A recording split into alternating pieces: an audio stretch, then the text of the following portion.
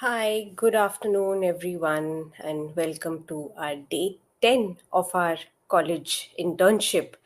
It's been more than a week of long, enriching classes, interactive classes. We started with diagnosis, we moved on to interviewing skills, we talked about applications in various settings and various fields. We started with therapy a few days ago with DBT, with the third wave. We have done CBT, and today is a very, very interesting application of therapy, which is expressive arts based therapy. Something we've had a lot of questions about always, every time that we start internships. So, not that I think online 3 hours is ever going to be enough to do justice to this field and to this topic, but to have a bit of an orientation to people who don't know about it, we have today's session with our two stalwarts in art therapy. Let me quickly add them and introduce them. I welcome Aditi Kaul and Dhanushri Sangma. Like I said, are two brilliant experts in arts based therapy who've been part of the industry now for I think more than 5-6 years at least. I've lost track of further count. So yes, I'm going to hand it over to them. Like I said, it'll be interactive as it has been the past few days. In terms of logistics, the attendance link has been put up in the description and in the comments as I speak. Assignment link, I'll be coming and putting it up right at the end once they're done with their session. So I leave it to Aditi and Tanushree. Bye. Thank you. Tanushree, you want to jump in? We're excited to be here. And if you guys have questions, you can keep asking us in the comments box as we go along. Some of them may get answered automatically, and some of them we'll pause and we'll jump into with you guys. Okay. Tanushree, go ahead.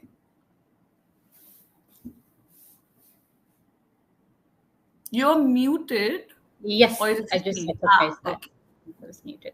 Okay, good afternoon, everyone. So today we'll take you through expressive arts-based therapy and to give the entire what today's session is also going to look like. Just to this presentation is what it is about. Is that we'll get to understand what the field of expressive arts therapy is. What is this form of therapy? What is it about? How do you also use it? Where do you use it? Who do you use it with? And also to understand as to there are various different sorts of therapies which are also there. Some of them you are also learning here in this internship about, but we'll also try to understand why, let's say, when does this role of this creative medium and this expressive arts therapy come in clinical application, as well as sometimes the non-clinical application as well, which we'll call the non-clinical settings as well. We'll take you through all of that, so we'll understand the what, how, who, where, and why. And as Aditi mentioned, you have any questions, you can feel free to ask them. We'll keep answering them simultaneously.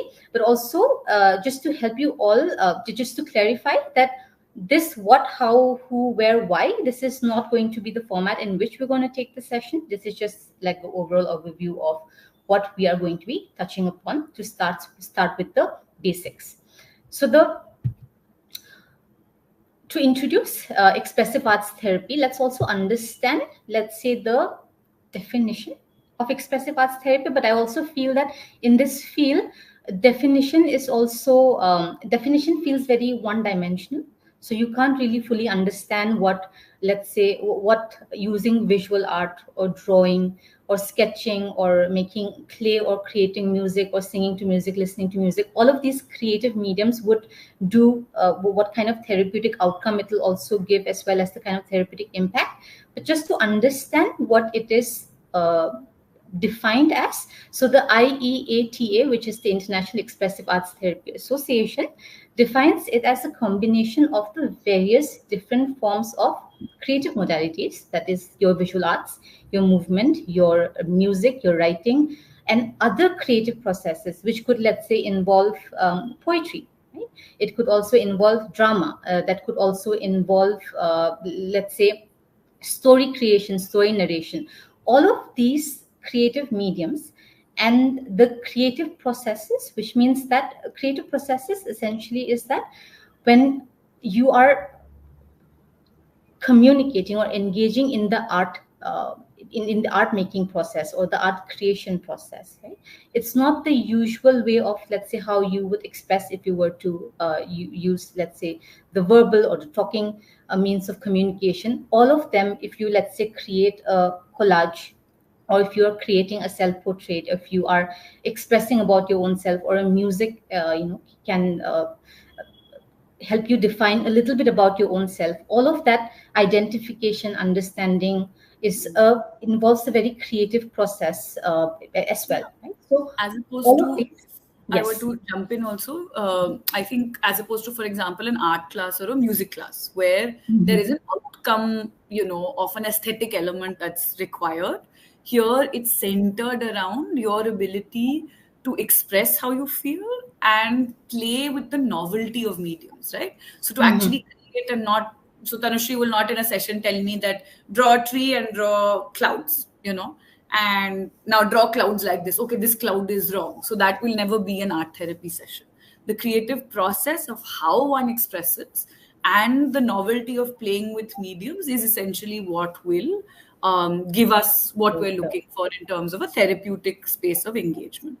One other thought I had, wanted to ask everyone. So whoever's logged on the chat, why don't you put down if what for you, if you reflect and think of all these mediums that we've talked about so far, personally in your life, do you like to journal? Do you draw? Do you, have an Instagram page where you post about your emotions or write poetry, or you listen to music when you feel a certain way, or what is your creative outlet if you have one or if you've had one in the past? As we're Mhm. continuing to talk, put it down on the chat. Okay. All right. And so, addition to what Aditi also mentioned here, and just to go back to, let's say, the definition part, and is that one of the major, let's say, the way that you differentiate, let's say, an art class from an art therapy session would also be that the use of art will also be very intentful, and that intentional use of art will be within the purpose and the goal of, let's say, personal growth, development, as well as the clinical applications as well. And in literature, there are various different names to expressive arts therapy, and they are, let's say, what you also see on screen: the expressive therapies, creative arts therapies, intermodal art therapy. So there are various different names to it. And I think we're already getting a lot of responses to that question, Aditi, on the various different mediums and outlets, and the very fact that I think there is always a space, and we've also grown up, right? Drawing, sketching, being a part of an art class, we also somewhat relate to the medium somehow. Yeah, absolutely. And I think, like you said, one of the, when you look at the historical basis of also what art therapy is, it comes from two spaces. It comes from a psychology, neuroscience space and an art space. Because when we grew up, what were we doing? We were creating, whether we were playing in the sand, whether you were climbing trees, whether you were going for drawing classes, whether it was listening to music, journaling, arts, or even listening to stories when we were younger, right? So I think the arts have always been a part of helping us express, helping us communicate, helping us say something which maybe we aren't allowed to say otherwise. So where the adults will say, okay, you can't talk like this, or you can't draw like this, or you can't write like this. You'll write a Mhm. really solid, or maybe this was just me, write some really emotional piece of poetry yelling about, things I couldn't actually yell about.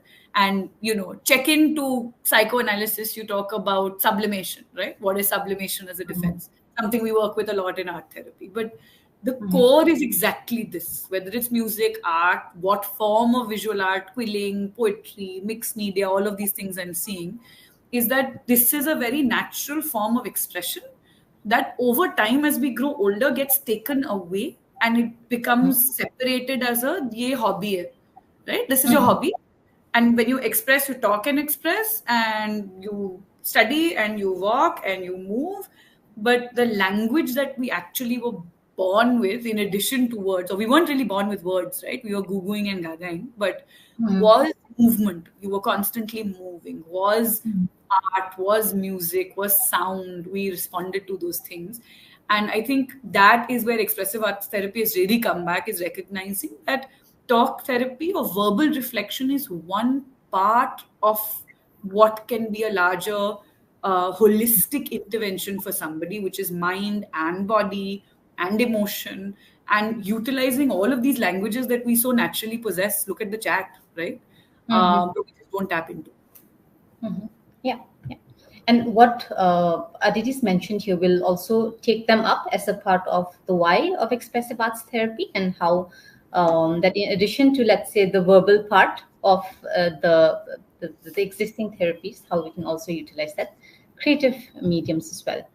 And so moving forward, we have to put it in another context, which is, let's say, within the clinical practice, which is what also today's session is mostly going to be about. So clinical would essentially mean that individuals who are, let's say, referred to you, who also come to you because they are experiencing certain life challenges, whether it's at the personal, whether it is at the relational front. And so individuals who would not, let's say, fall under a diagnosable category, but also in addition to that, populations which also include individuals who are diagnosed with a mental health disorder, they would also come in where there's treatment, there's a diagnosis, there's a treatment.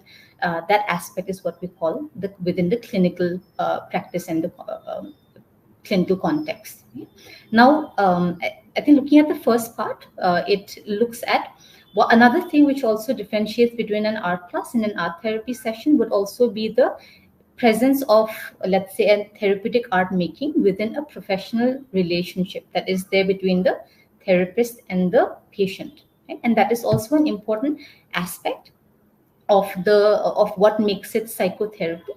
Then in addition to that, it uses the the creative process and the art processes. What it does is that it is one of the mediums which also helps in building, let's say, increasing awareness. The reason being is that whenever you are creating art, right, whether you are drawing, you're sketching, you're painting your mood, you're painting your emotions, you're painting a memory, it's not just a very it's a creates a very introspective space and also a space to explore. So whenever that introspective space also comes in with that active participation, it builds insight, right? It builds reflection, it builds observations about your own internal thoughts, your own feelings and emotions as well, right?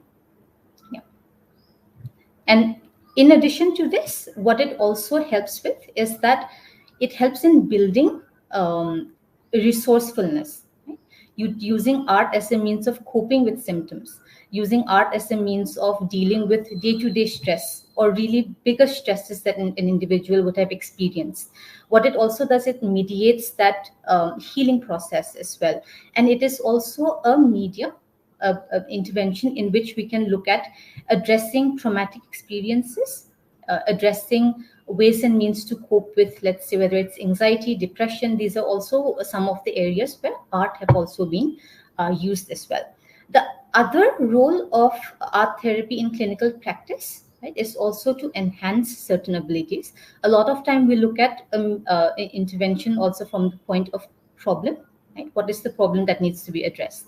What is the problem that needs, let's say, a perspective? But what it can also do is, because there can be an exploration of a new media, right? Or simply a lot of time, let's say in art sessions, whenever you let someone decide what is the medium that they want to start with, how is it that they would want to create a medium, what it does, it also lets the person have that autonomy. And in addition to that, it also builds, let's say, a certain sense of control over what you are creating. So a lot of time art can also help in enhancing the already existing, let's say, strengths or certain qualities in a person that may have been that may not have had its own space to, let's say, express or come out as well. So those are also some of the areas where arts in clinical practice would also come in, right? Now, moving into the next part, we can also see certain questions that are also coming in. Let's also look at what are some of the common misconceptions that are there in art therapy. And Aditi, which would want to take the first one? You are muted. Oops. So I was asking the group, what do you guys think? Do you think expressive art therapy is only for children? What would you think?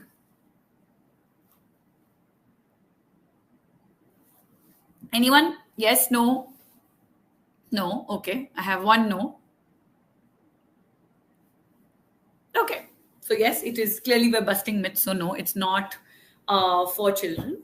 So there are specific spaces. So yes, it does work extremely effectively with children struggling with or diagnosis of childhood disorders, or in general working with children on various stressors that they're going through.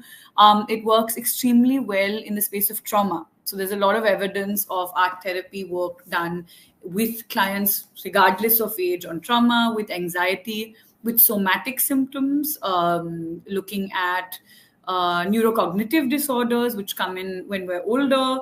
So there's a whole spectrum of spaces where art therapy comes in and has stronger evidence in terms of working as an intervention process, right? So what you all need to be careful of when you look at interventions is, yes, it's helpful for a lot of spaces and age groups, but we need to be clear what's most clinically effective, right? So let's say if a client with obsessive compulsive disorder comes in or is diagnosed and sent, ideally someone will work with them who is trained in CBT, right? But if someone is coming in who's experienced something traumatic and or is coming in for work later, they might be coming in and working as an adjunct professional with us along with maybe a psychiatrist, right? So it'll depend on what the diagnosis is, not just the age of the person. And it's a big misconception, I think, that it works only for children, also because somewhere it's this concept कि बच्चे तो art and craft कर लेते हैं, so it'll work for them, right?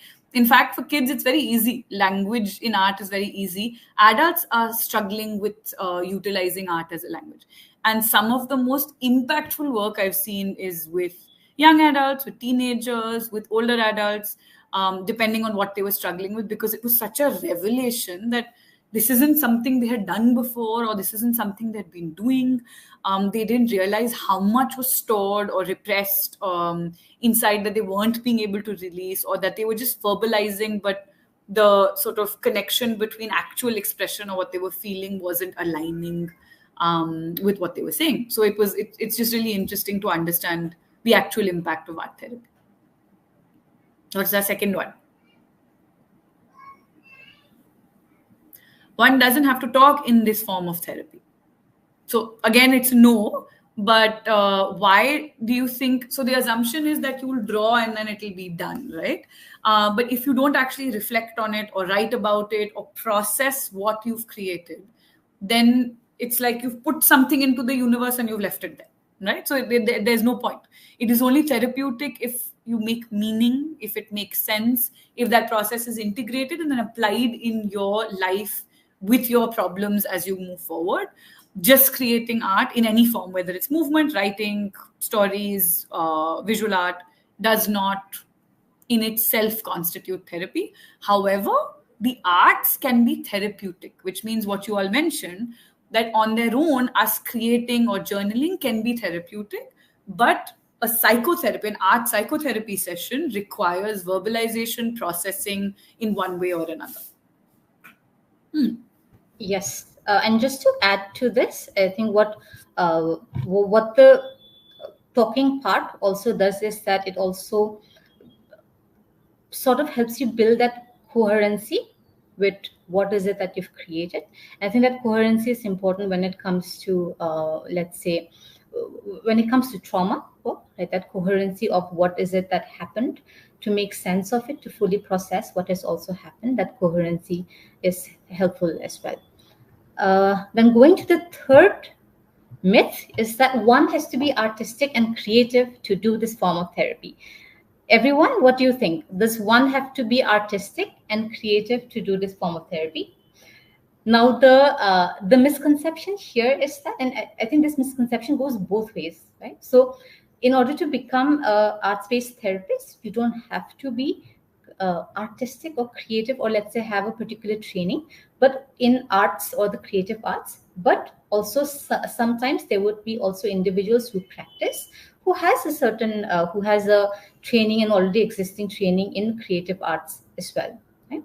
Now, the other side of it would also be that as a person or the patient who's coming in or who's referred for art therapy sessions, you also don't have to be, let's say, artistic, or let's say be able to create a beautiful art or a aesthetically pleasing art. But the very fact that, let's say, you're making something and sometimes it turns out to be aesthetic is also another joy that comes in this entire, in when you are participating in the therapy session. But you don't have to be artistic or creative. And I think everybody's also on the same lines here, that it's, I can see most of you saying it's a no and it's a myth, right? So you don't have to really be artistic and creative, and it goes both ways as well, right? And what is rather important, I think, going back to one the emphasis also, is that to do this form of therapy, there's a lot of the training that happens, understanding of let's say the clinical picture, again the basic counseling skills and the non-judgmental space that you also provide for the other person. Those are some of the key aspects of doing this form of therapy as well. Now, going into the fourth misconception is that it is only arts and crafts. Right? I think it's also important to understand where this this misconception also comes from. Is that yes, expressive arts therapy, or let's say any creative arts therapies, right? Whether it's visual art therapy, it is dance and movement therapy. What happens is that I think for the onlooker, you only see the use of that you only see the presence of, let's say, the art materials in front, right? But not the one who is also but the one who's engaging in therapy session would also realize that it is not just arts and craft and creating something, making something, right? But all of these arts and crafts also used within a therapeutic goal and a therapeutic intent as well, a therapy intent as well.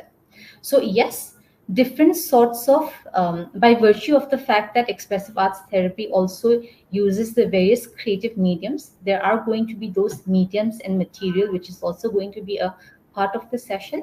But that is not just all of what this therapy is also about. And also, I think sometimes as practitioners, we'll also have to recognize that some these misconceptions also especially influence sometimes our own approach. Like, for example, if we also believe that you're more comfortable doing art with children, or art is more so in your practice, let's say you've seen more children responding to art, it also creates that hesitancy in applying. But again, what Aditi had also mentioned, some of the art therapy sessions are also done, let's say with adults, with young adults, and they also respond very well as well to those interventions, right? Maybe we'll take a couple of questions and then we're done with the misconceptions, right? Yes, we are done with misconceptions. Huh. So let's quickly take a couple of questions. Because I'm seeing them coming in.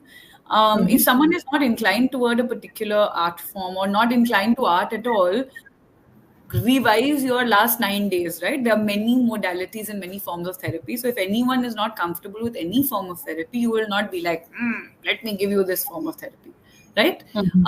Two, you will work with them if they come in for art therapy, yes, to identify which modalities you'll start with. We will cover a little bit of something called the expressive therapies continuum as we move forward, which is a really good neuroscience-based guideline in art therapy that we use, which helps us identify goals, understand what mediums to start with, how to progress based on those goals of that person. And qualifications as an art therapist, you would, in this country right now, the options are you get an MA in psychology, then you can do a postgraduate diploma in art therapy, you can do certification courses in art therapy. Outside the country, you have master's programs, I think even bachelor programs in art-based therapy.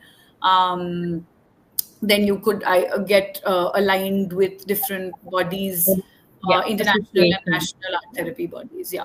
So there's a full range. As far as scope is concerned, Roshni said 5-6 years, but I started 12 years ago when there was one, I mean, I was the only art therapist in this entire setup. And I found one training course which I had to beg my then teacher for to teach in the year before that. And now our team itself has how many? Like, I think 8 art therapists within our team. There are so many organizations, including hospitals, no one has a full team, but independently where art therapists are working, where schools, organizations, corporates, where people are going in. So I think the scope, even in a span of 10 years, has just completely changed. And the rest is up to you. Yeah, yeah. And I think this is one question, Aditi, which is, are concepts like HTP, house tree person test, used in art therapy? So only clinical psychologists will do testing.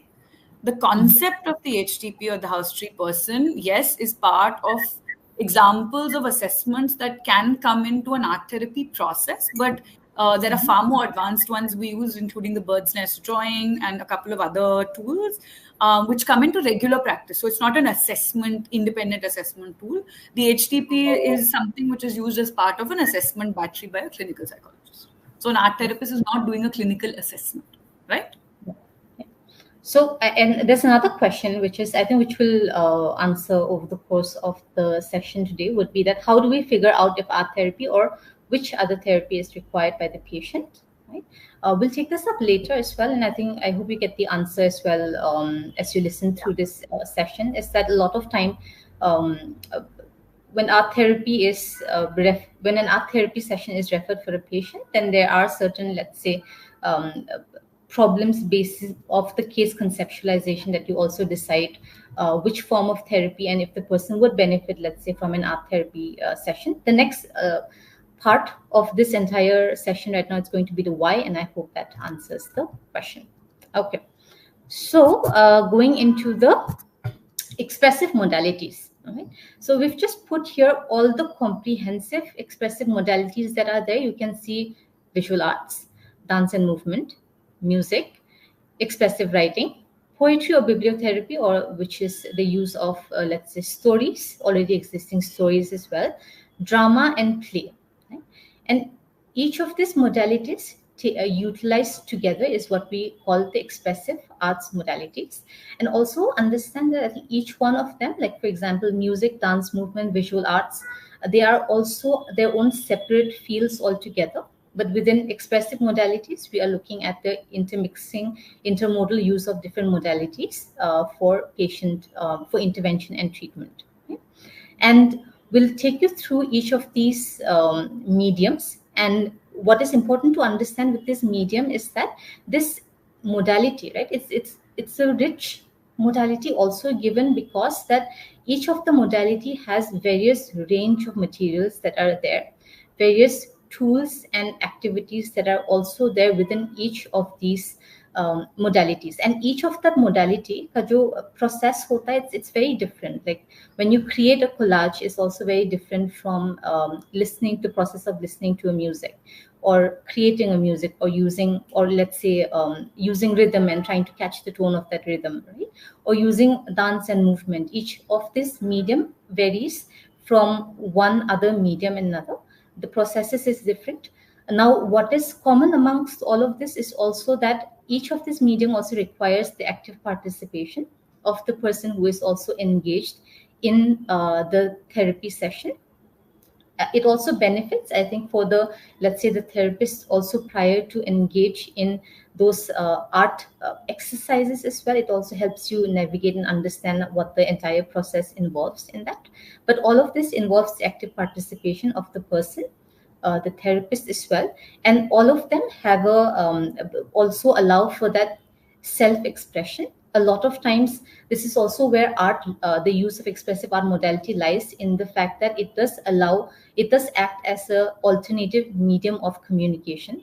So when, let's say, a child who's been having difficulty, who is selectively mute or does not or isn't communicating, right, and which is a part of that anxiety disorder spectrum as well, is that using can some creative arts medium, right? This is to answer someone's question here, is that how do we decide, is that if a child has severe anxiety, is also selectively mute in a session, can, so you also know that talking will not help because the child or the patient is also not willing to communicate or verbally talk, right, or is anxious that they can't verbally talk at that time.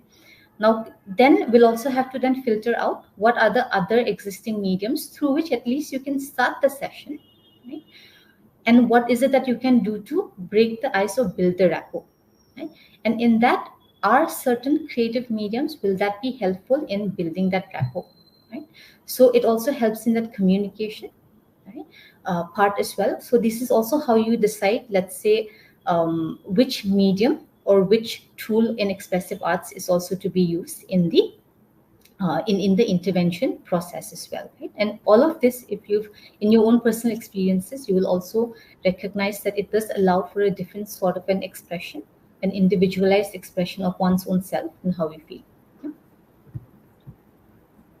Now going to the this visual arts medium, Aditi, would you like to take this? Yes. So, and one more thought I had, since we're talking Mhm. about just what's changed and scope of practice over the years, one more thing is people actually now come in a lot of times and will reach out and say, you know what, I'm looking for a movement therapist, or I'm interested in the expressive arts as a tool for treatment, which definitely didn't happen even 5 years ago. But now there's a lot of people who will directly reach out themselves and say, okay, you work with so and so, and I would like to look at this approach because talk therapy is not working for me or XYZ is not working for me. So I think as clients, we are also very empowered to know what we're looking for as long as we have the information. And the rest is looking at what works, like Tanushree gave you that example beautifully of where does evidence show which therapeutic intervention is most effective, right? So I think it's a combination of the two.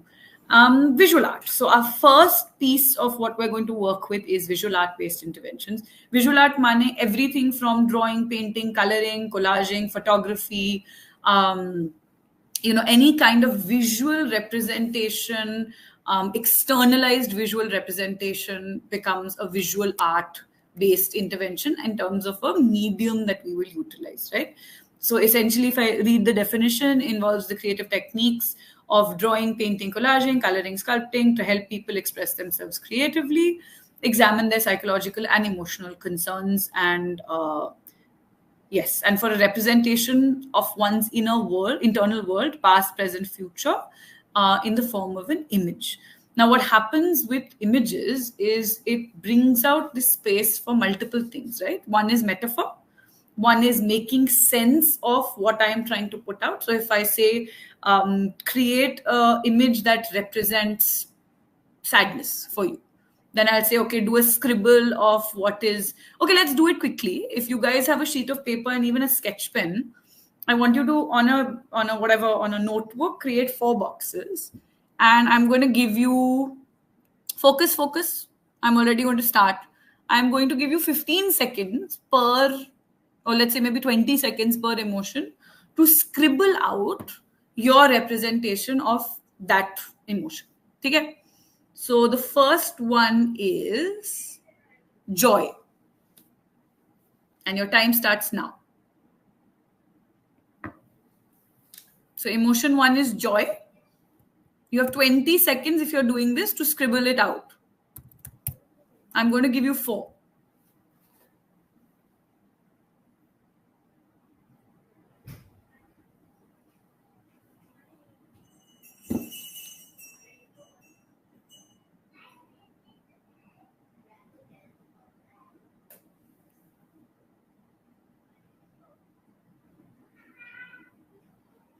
Once you're done, you move to the next box. And your next emotion is anger.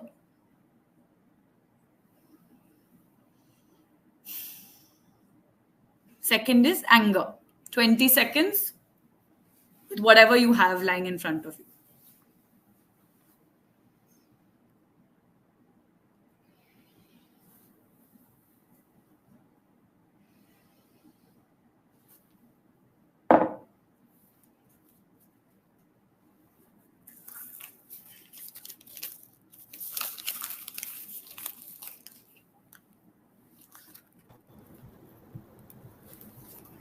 Third one.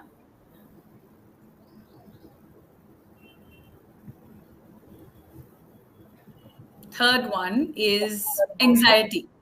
Huh? No, I was just asking what's the third emotion. Anxiety, feeling anxious, a feeling of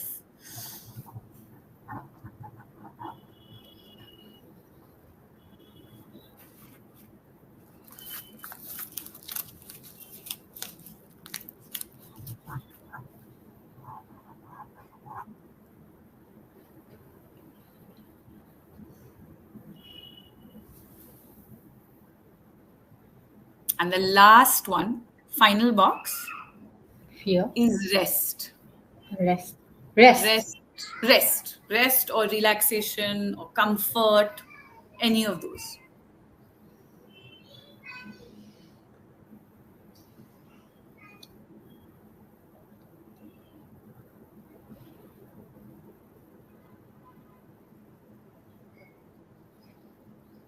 Okay. Tanushree, have you done it? Yes, I have. You want to show it? Yeah. Can you see it? I don't know if you can see it. Yes. Yeah, we Okay. can see some like Wait, circular yeah. thingies. Wait. Hmm. Yeah. So this is joy. The really spiral one is joy. The one in Huh. the very small corner, this side, that's anger. Uh, then this is anxiety. Then this is like one simple line is rest and relaxation. Cool. So I didn't have anything. So I started with joy, which was my rubber band. Then I Mm-hmm. ruined someone's one envelope, which was lying, and that was anger.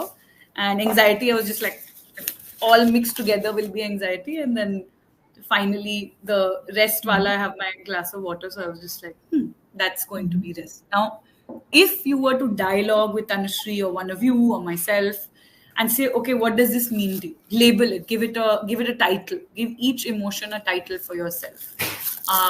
Or what happens when you feel these emotions, or can you give something or draw something on the image that will help this particular emotion? So maybe in joy, I'll draw my friends or my family or like lots of people, because it helps me to have more people in my joy. Maybe in my anxiety khichdi, which I draw, I'll say that I need, someone to help me think. So I need boxes. I'm just throwing stuff at you right now. Maybe Mm-hmm. for the anger piece, I need space or rest, or I need release. What would you give that anger wala image, right? So sometimes thinking in images, in symbols, in metaphors can help clarify a lot of spaces where we feel stuck, because we are not driven, or we're not meant to only function on one part of our spectrum, which is only be cognitive or only be symbolic or only be emotional, right? So the arts allow us space to, one, express what we're feeling. So let's take this example that I gave you. Identify what we're feeling. So if I ask you, in these four emotions, what was it that you most identify with right now? What feels very far away for you right now, right? Let's say I say, oh my god, anxiety feels really something I identify with, the rest feels very far away. Or if I were actually doing something like this in a session, I would do a lot more emotions. Maybe initially I would start with something more abstract, or do a collage and be more structured and say, do a representation of yourself in the now.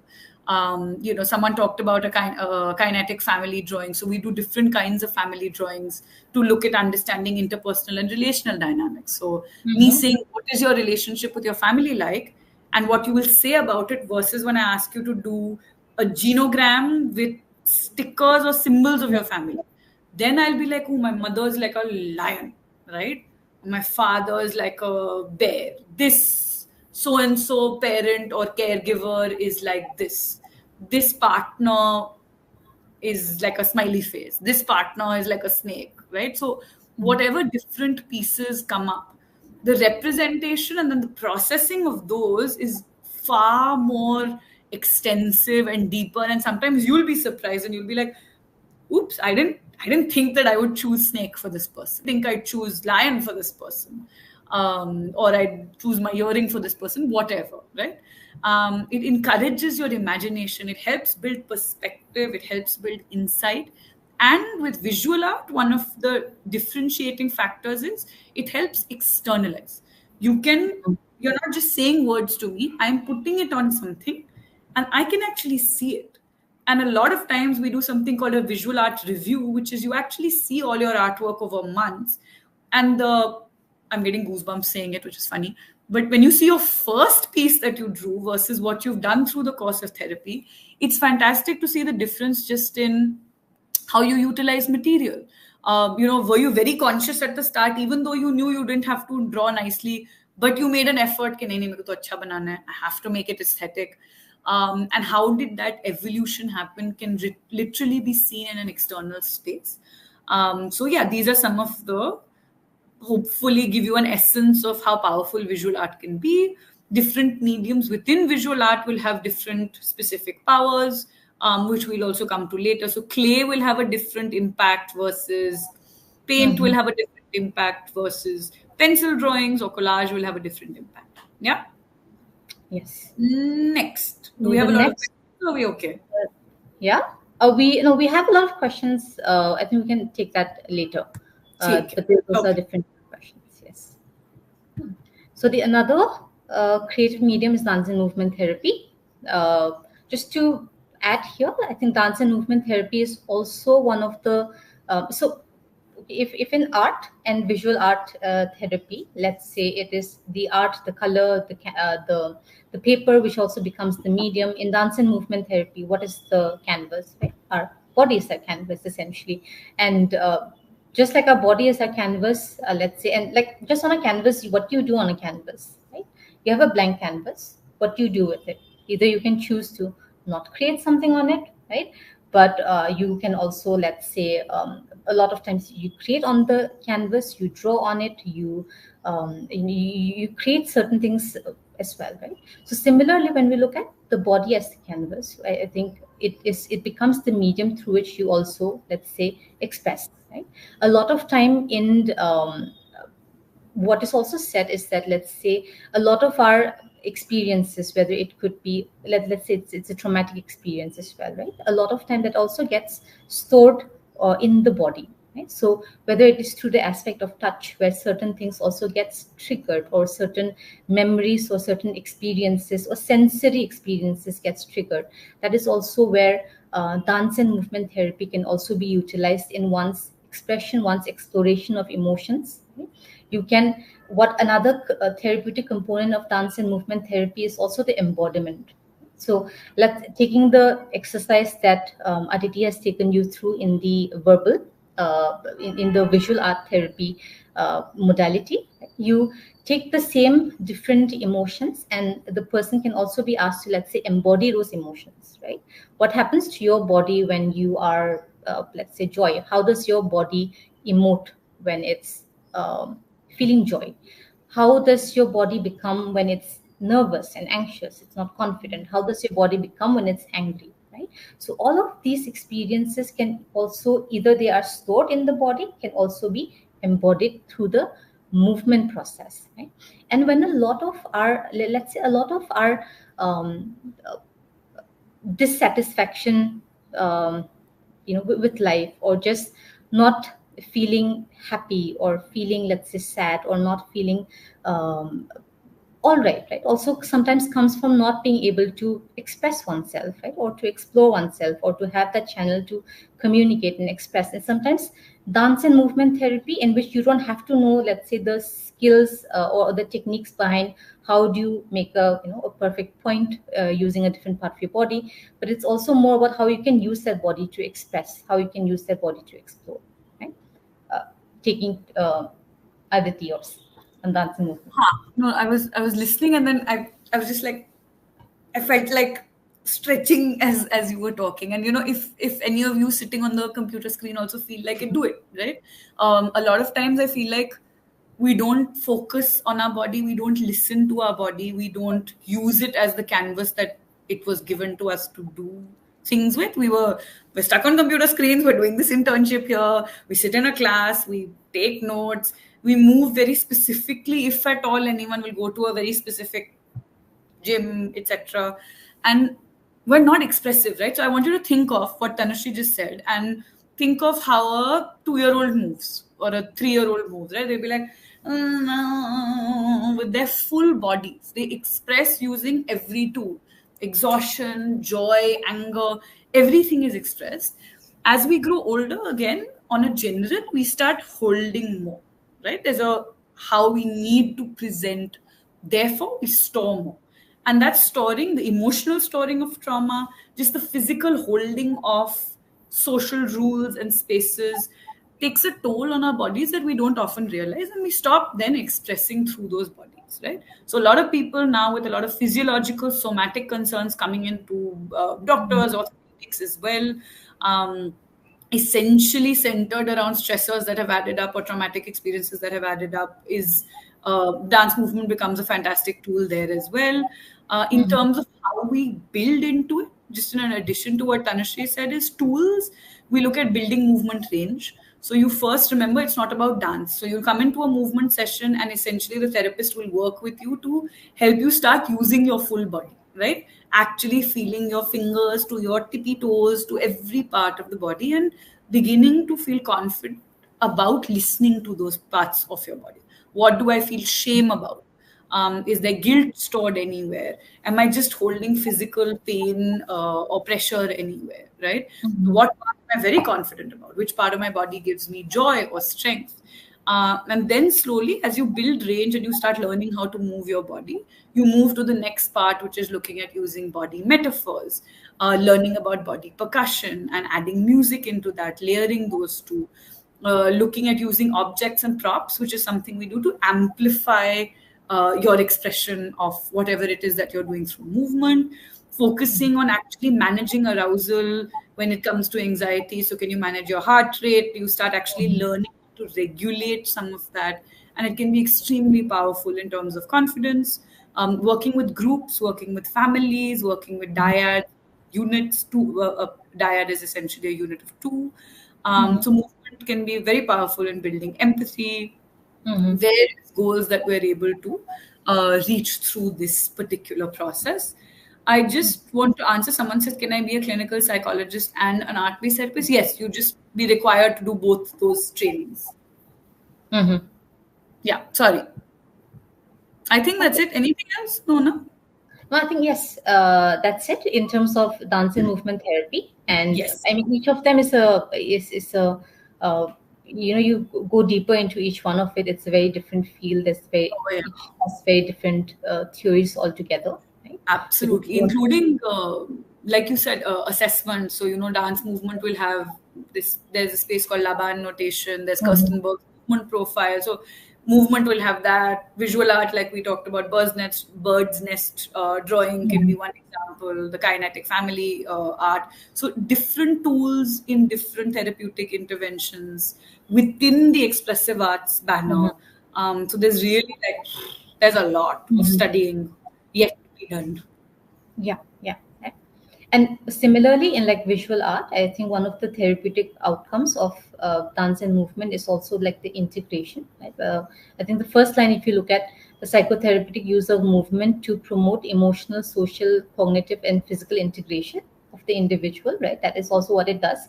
Because if you're really looking at movement and let's say the gait or the movement is unsynchronized, right, versus reaching a more synchronized movement, right? That can also bring in that sense of integration. Again, that has its own therapeutic purpose and impact as well, right? Whether it's a feeling of calmness, a feeling of feeling a lot more calm towards the end of the session as well.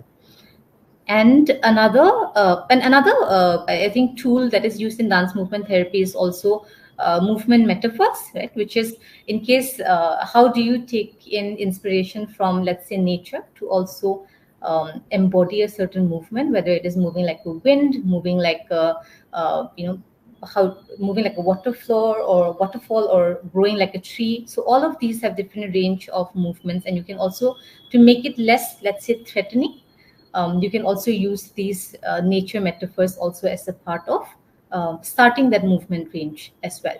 Right? And another modality that we're coming to is music. uh, I think music is one of the modality that has a role in our life on a day-to-day basis, right? Which is whether it is you're traveling in the morning, right, via your car, or you're traveling in the metro, you're going somewhere in the morning, or you're starting your day in the morning, right? Music has a role to play in our day-to-day lives as well, right? When, however, in, let's say, and that is also a therapeutic use of music, right? Using music as a part of your day-to-day practice can also enhance that well-being, definitely, right? But also at the same time, using music within the within the therapeutic context also, it will help to understand, let's say, what is the passive and the active function of music. Right? So, what all will come under the tools of music when you're using music in therapy? So, music, it can be, let's say, rhythm, right? Rhythm, if you can hear the sound of the beat, right? So that's a beat, that's a rhythm. Again, that can be created by the body, or you can take that sound, the rhythm, from, and using this pace and the speed, you can also, let's say, regulate the speed, right? So using rhythm, the fast rhythm, or the very soft, slower ones, right? So rhythm, musical instruments, listening to songs, creating songs, taking lyrics from a music. So all of these are also a part of what forms the tools within using music in a therapeutic setup. So it helps you understand what are the two functions. One is the passive function of music, and another one is the active function of music. So now, what is the passive function of music? It is when you already when music is used to mediate something, right? So let's say art session is going on, you're drawing and you're painting, but you also use a certain music in the background to draw, to paint, or to draw to the music. You use music to mediate that drawing and the sketching by listening to the music, and you create the art. So that's an example of a passive function of music, is that you are utilizing music to also mediate a session, mediate an art creation process. An example of a passive function of music would also be listening to a song. Using music playlists is also a part of a therapy intervention, right? Where you create a playlist depending on the songs that you really like to, let's say, that you like to listen to. You could box those, give categories to those music playlists. It could be music when I feel sad, music when I feel happy, music when I feel angry. Listen to each one of those songs, the music within the playlist, and then tune into what is it that you feel, or what is it that's going on when you are also listening to that music. So to use music to, and the goal here with, let's say, listening to music and noting down how you feel, is that you've mediated the process of talking about one's own emotion, or tuning into one's own emotion. That is the clinical, that is essentially the objective of the session, right? You want a person who's coming in for a session to explore a certain explore emotions, right? The person might have been feeling. You ask the person to get some of the songs that they also listen to. As the therapist, you also bring in some of the songs. You make the person listen to some of the songs in the playlist, and you tell the person to listen to the song and then also write down what is it that you also feel, what is the kind of emotions that those songs are evoking in you. Now, the whole goal of this session is to understand your own emotions, recognize them, to help communicate. But what you're doing here is that you are using the already existing music to mediate that emotional expression, mediate that regulation of emotion, mediate that tuning into those emotions as well. So that is an example of a passive function, when music mediates something, or mediates a therapeutic, uh, another therapeutic goal. Now, the other aspect of music is also its active function. And anything which is an active function of music would involve the creation of songs, the creation of rhythm. So the examples would be, let's say, group drumming session, right? Another example would be you actually create a song. Music therapists would also use musical instruments to also play a song, communicate, interact with children, communicate, interact with the patients that they are also working with. Right? So anything that involves an active creation in the therapy session, in the interaction between the therapist and the patient, is what we call the active function of music. Right? Now, and a lot of different exercises can come under it, like, let's say, humming can also be another one. Rhythm work, singing, improvisation, taking certain songs, already existing songs, creating that into a song, communicating using that can also be a part of the tools that is used within the music modality. Now, The next one is another modality, is what we call the stories and story narration modality. So the reason why we're emphasizing on so much of the each of this medium is also to help you understand the therapeutic properties that is there in itself of all the each of the different medium, right? So what happens in story and story narration, right? What is the function of using stories? What is the function of, and what kind of stories can be used in therapy? You can use the already existing ones, right? You can also use the personal stories in a session. You could also use fictional stories also in a session, right? Or you could use anecdotes, which are very short snippets of like a short anecdotal uh, conversation, right? That can also be used in a therapy session within story medium. Okay, now it also involves telling of a story, right? And that stories can also be brought by the patient. It can also be brought by the therapist, right? um, it is not that, let's say, in the very first session itself you'll end up using each let's say a story in the session, right? But it is something that you can utilize to also mediate a lot of reaching other, let's say, therapy goals in the session as well.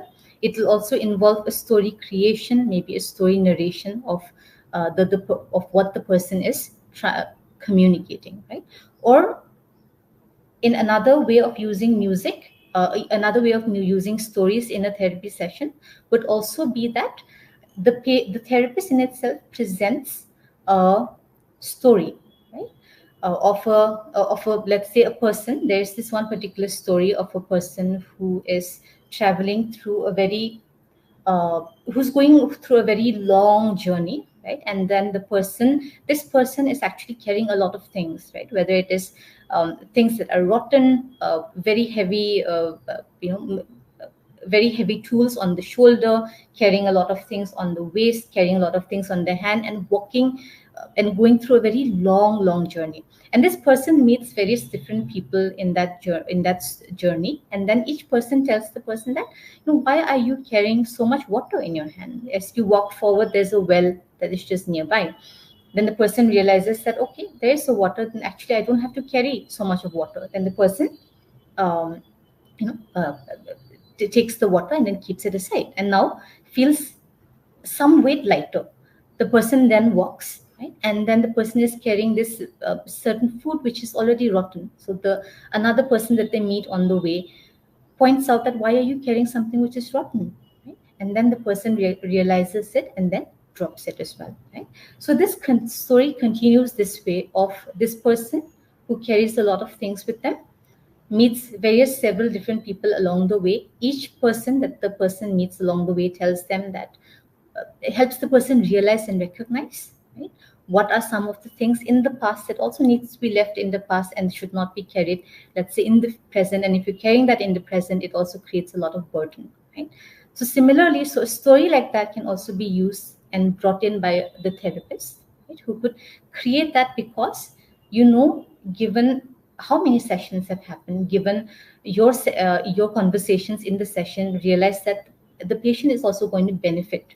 This is a story that the patient can relate to, because this is always, it sounds familiar with what the patient is going through. Individuals come with their own burdens, they come with their own stressors, right? Some of them you carry so much from the past, you're glued to certain incidences in the past, certain thoughts about in the past, that also needs to be sometimes addressed or maybe left where it is, right? And these are some of the areas where the therapist can recognize that this story would help the person, one, relate to the character in the story, be able to externalize, right? It might be too much. So when you are able to externalize it onto a, let's say, a character, it becomes less threatening. So you're not really talking about your own self, you're talking about yourself then in the third person perspective, right? It becomes less threatening then. It also creates like a room for an alternative to reality, right? So you can imagine certain things, you can change the way a story can end as well. And is there a certain solution to the way that you have decided to change the way a story ends? And sometimes with children, stories can also be used to model some helpful behaviors as well. right? If you're looking at building some life skills, are there certain life skills such as, let's say, empathy, can also be helped for a child to model by looking at what the main protagonist in the character also did, right? So these are some of the therapeutic uses of story and story narration in a therapy session, right? And another very interesting part about, let's say, stories and using story in a therapy session is that a lot of time certain stories that you can also bring into the session can also be, let's say, equally accepted as well as rejected by the patient, and the patient has the complete autonomy to do that as well. And that also brings in a different range of conversation and interaction in the session too, right? You're muted. Hello. I was listening and I thought of another example where in a session with a child, not a session, in fact, it's a case example. Do we give them a break? Someone just said break. Rafi, Do, I do can. actually, Roshni, are we supposed to give breaks? I'm guessing not now anyway. It'll be after half an hour more if you do get one. Wait, there is a private You can chat. pause and then Yeah, we can. stop Okay. it. So, yeah. So let's do that then. Let's take a 10-minute break. Is that what is the usual break? Okay. So, the thing is that this entire session will also be available later on. So you can, so Take your whoever is own break listening, and come back. pause.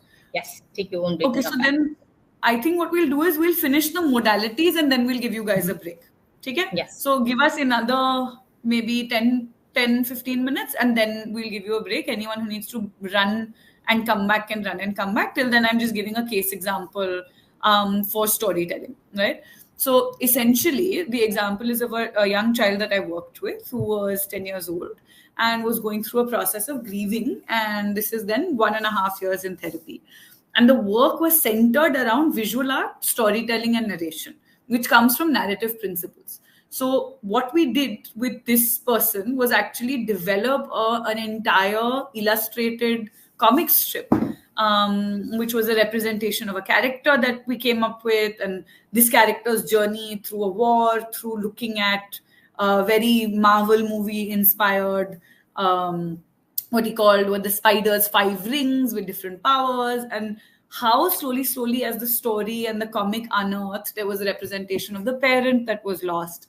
There was a conversation because the protagonist lost this someone's very senior who would tell all the stories and was an old volcano actually who collapses. And I remember at that stage the story stopped and the child I was working with said, you know what, I don't want to do this anymore. And I said, okay, we'll stop. And he said, yeah, I don't know where the story goes from here because the volcano has just erupted and the volcano taught this. Now, I can't tell you the details, but whatever, this character, let's say Teddy, everything that he knew and everything that he was. So what can we do without the volcano? I can't think. And we switched modalities for about 3 weeks. Now, this is about 4 or 5 months into therapy, which is 6 months after losing a parent that this child has come in. And at that point is the first time after we came back after a 3 week gap was when this person, when this child said, I think that's the parent, I don't know what to do without him. And I think this protagonist in the comic could have saved that volcano from going upside down. Why didn't he do this? Why didn't he do that? Why didn't he do so many other things to help protect that volcano? And then as the story progressed after that is only when the conversation happened with a 10-year-old who turned around and said, oh, I was feeling guilty about XYZ that I should have been able to do. I should have gone up at 7:30, which is my time to go upstairs. When the parent didn't come downstairs for dinner at the particular time, why didn't I check? Everyone thinks I'm so smart and I win so many awards, but what's the point if I wasn't able to do this? And we realized that a lot of the challenges, a lot of the symptoms that had come up, a lot of the challenges that were happening in school were related to the guilt that this person was carrying, which only came through 4 months of building this narrative. And then there was a whole separate journey on how there was some direction given, which is directional narrating, where I asked to say, okay, now what happens? Where does the story turn? What happens to the protagonist? What happens to the army that's in the opposition? And then finally saying, how do we close the story? What's the end of the story? So, yes, the client narrated the story, and I worked with the client on some nudges to reflect on that story. That, okay, what does this mean? What happened here? Oh, so and so went on a holiday, and what is this in the bushes that's hiding that you've created? So it was visual art, but narrative visual art. So it's also interesting how a lot of these spaces are intermodal. When Tanushri was talking about music as well, passive music as part of multiple sessions, utilizing music, let's say, even if I'm using a piece of music and I'm doing narration with a client who's enacting something, can be extremely powerful based on what the tempo of that music is or what it sounds like. It might aid in the movement process, or in a drama process. I'm going to take a couple of questions. And I think, Tanushri, then let's move to the next slide. When a client or student in his story narration talks about sexual content in their story, then therapist would stop the process or not. Or how. So that's a larger question around what do we do when we're looking at working with trauma, when insights start to come up around that trauma. Like in any therapeutic school, we would pause, we would reflect, we would be empathetic, we would work with them on figuring out how to move forward and take stock or make sense of this trauma that has happened in their lives. And that's what narratives are actually very, very powerful in helping us do, is making sense of our stories, because traumas happen in our lives. We can't do away with them. No one can fix them for us. But figuring out what our making it make sense, it becoming sequential, it becoming comprehensive, it making sense to us, and us finding meaning is essentially what helps integrate that, not just that trauma, but generally everything that's happening in our lives, toward us feeling more whole, healthy, identifying our strengths, support systems. So all of those pieces come in when we're working, not just in art therapy, in any therapeutic context, really. Expressive writing. Okay. So the use of writing, journaling in a safe, non-threatening, non-judgmental space. We encourage people to write about their thoughts, their feelings related to personally stressful or traumatic experiences. This is a particular technique given by someone called James Pennebaker, who would talk about focused expressive writing or free writing, which was problem-focused writing or prompt-based writing. So I might give you a prompt saying, I feel happy when, and then ask you to write around that for about 20 minutes. It can be extremely cathartic. There's a lot of evidence around immune systems actually getting better, even with just the use of sharing on paper. So Pennebaker's done a lot of extensive work on the writing process and the cathartic use of the writing process, even if I don't necessarily share that exact content with my therapist. I might reflect with my therapist on how it felt to write. He's given a particular tool box, essentially, where you write 4 times across a period of 2 weeks, 20 minutes each, not more, not less, because more than that becomes just us wallowing. Less than that might not push us enough to actually go through the cathartic process and be able to organize our thoughts, be able to make sense of them, integrate thought and emotion. And it can be a really, really powerful tool.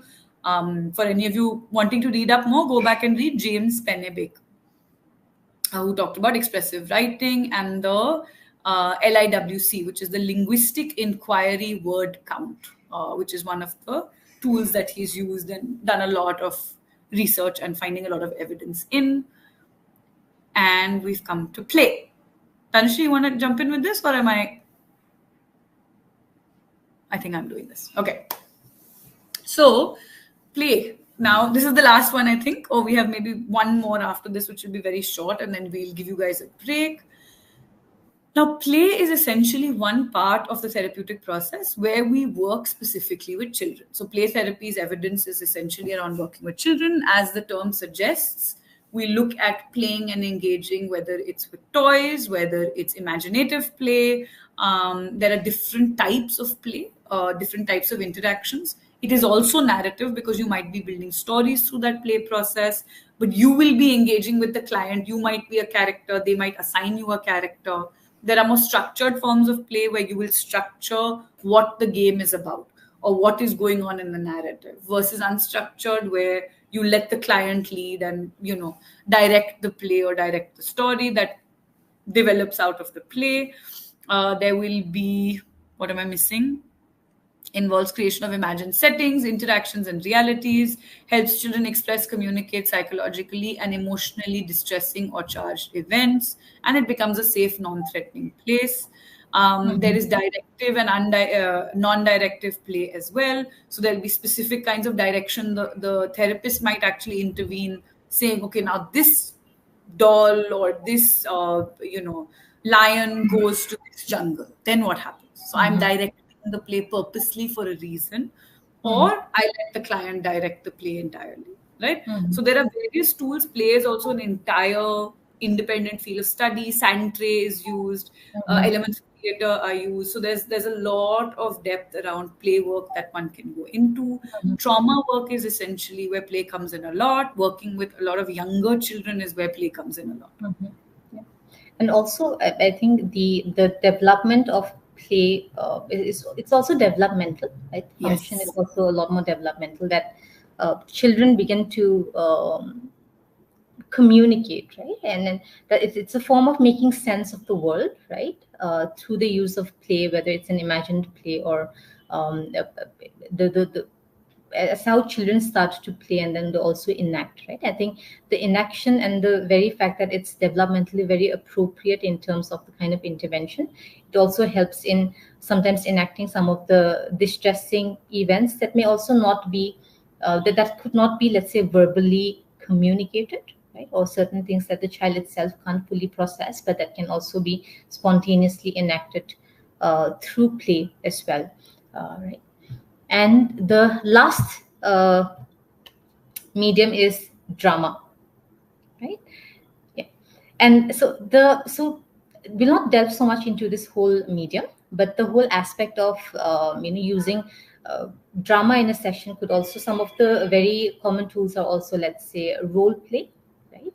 What you can also do with drama is that you can you perform a certain side of yourself, right, which is also not like you can, the individual can go through multiple different roles, right? Multiple different aspects of oneself can also be communicated and expressed, and there's a different I think feeling that also gets evoked when it comes to taking oneself on stage and then performing that. You can be, you can sometimes project and show that other side of your own self, and that can also be very confidence building as well as very cathartic in its own self as well.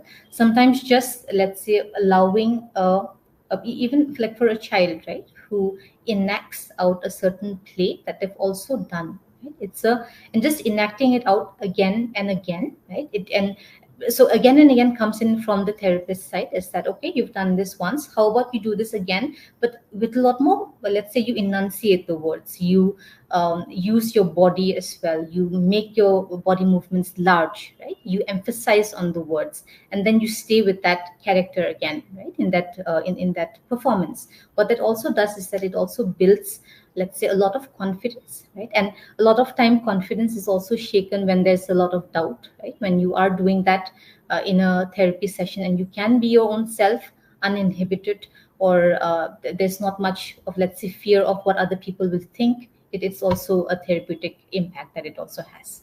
Okay? So we've done with the mediums.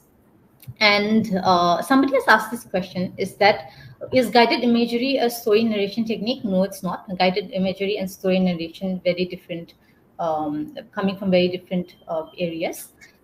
Then someone has asked, there's a technique introduced by one of a teacher where we are asked to write about our set experiences and later tear the page into bits of paper. What is your view on that? I think that exercise has its own role, and that the role can also be that it is very cathartic. Just the fact that you put things out on paper, write what has been there, and then you tear it out, it's a very cathartic expression as well, right? But I would also think always to let your client choose. So you could say, you've written it out on paper. What would you like to do with this sheet of paper? Would you like to tear it? Would you like to keep it?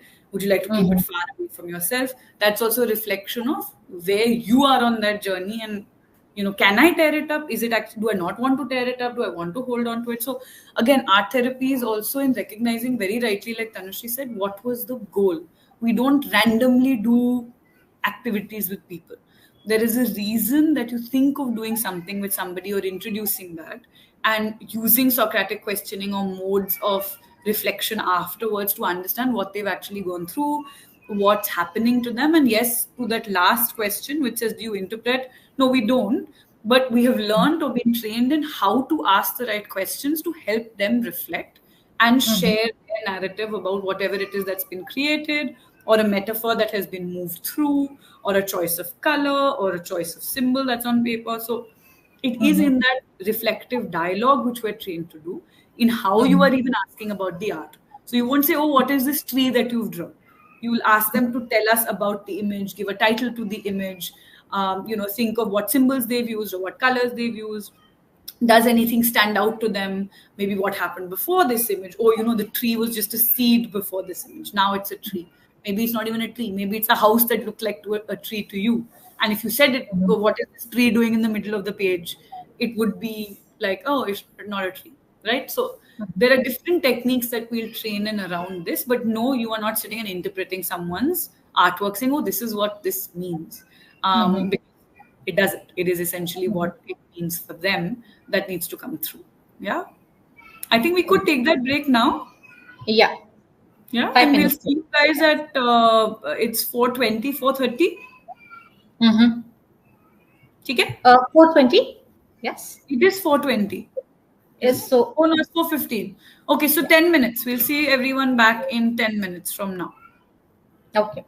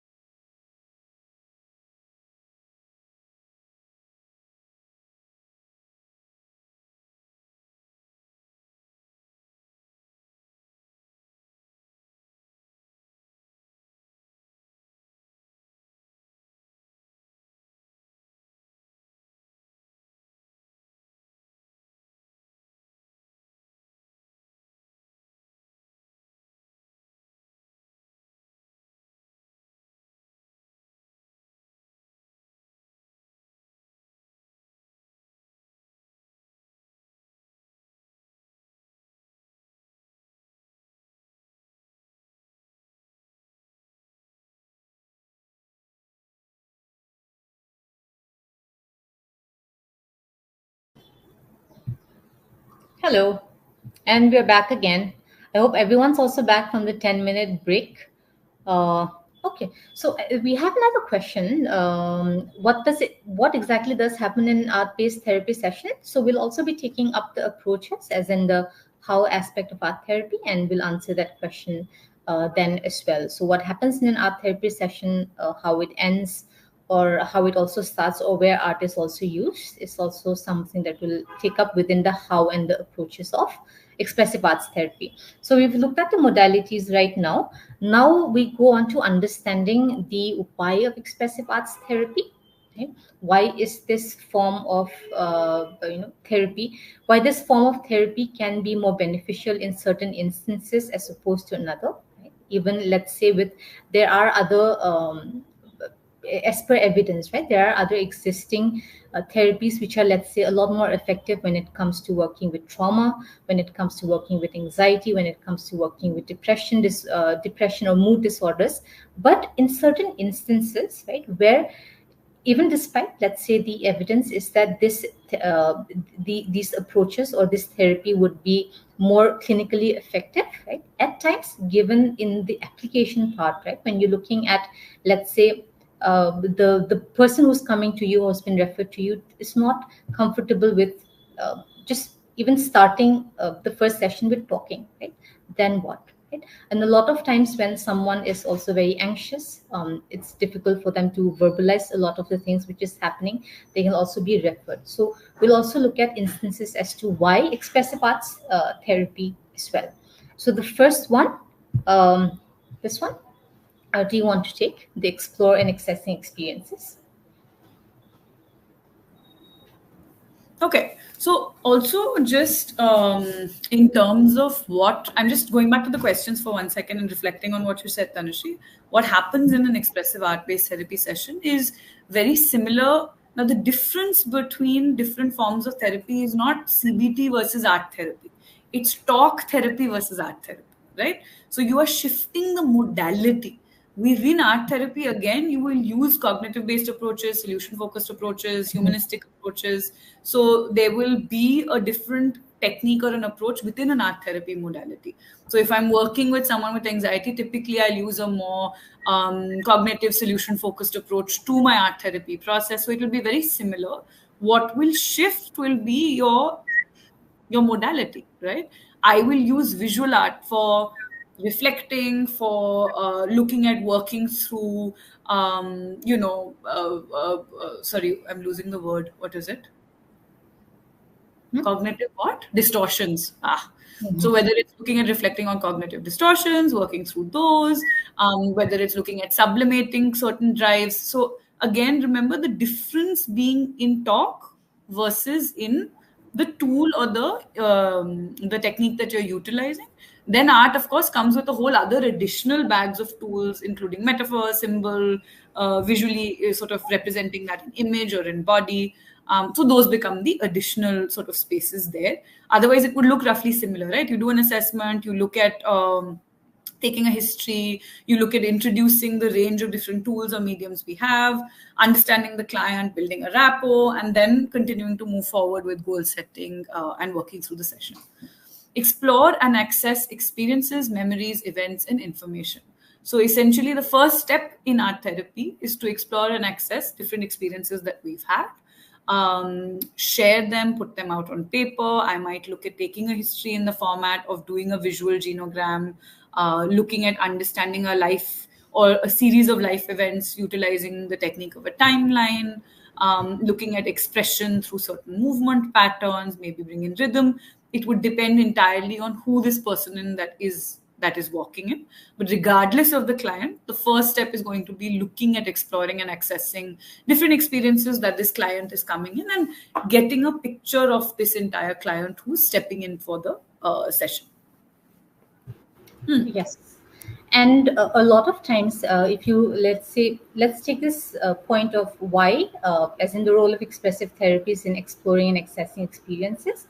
A lot of time, each medium within the expressive modalities will have its own unique ability to explore and access certain experiences, right? Whether it is using a story to access a certain aspect of one's own self, using a story to access let's say a particular memory or an instance, an event which is very distressing to talk about, using different mediums to also access, let's say, certain information, things that happen in the past. Like, for example, if a person is using a timeline, if a therapist is using a timeline intervention, you can also access various different components of the past. And a lot of time, we forget, like in the session when you talk about, okay, what all has happened, right? We're not able to trace back and think of what all has happened, what art, and just engaging in that active process of making a timeline of a series of significant events that have also happened. It just helps you access a lot of memories, which is sort of pushed down as well.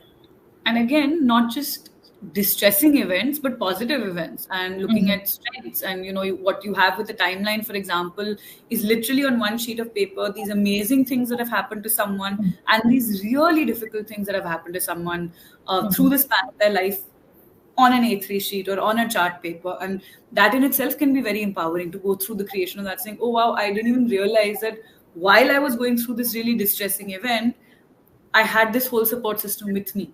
So, Mhm. this was happening at the same time. Then this was the up, then this was the real down. But look at my spectrum of life and how that has moved, and how it's not entirely uniform, for better or for worse. And sometimes these images can be really powerful reflective tools in us making meaning, in accessing our whole selves, right? Not just the problem saturated narrative, or not just the problem focused part of ourselves.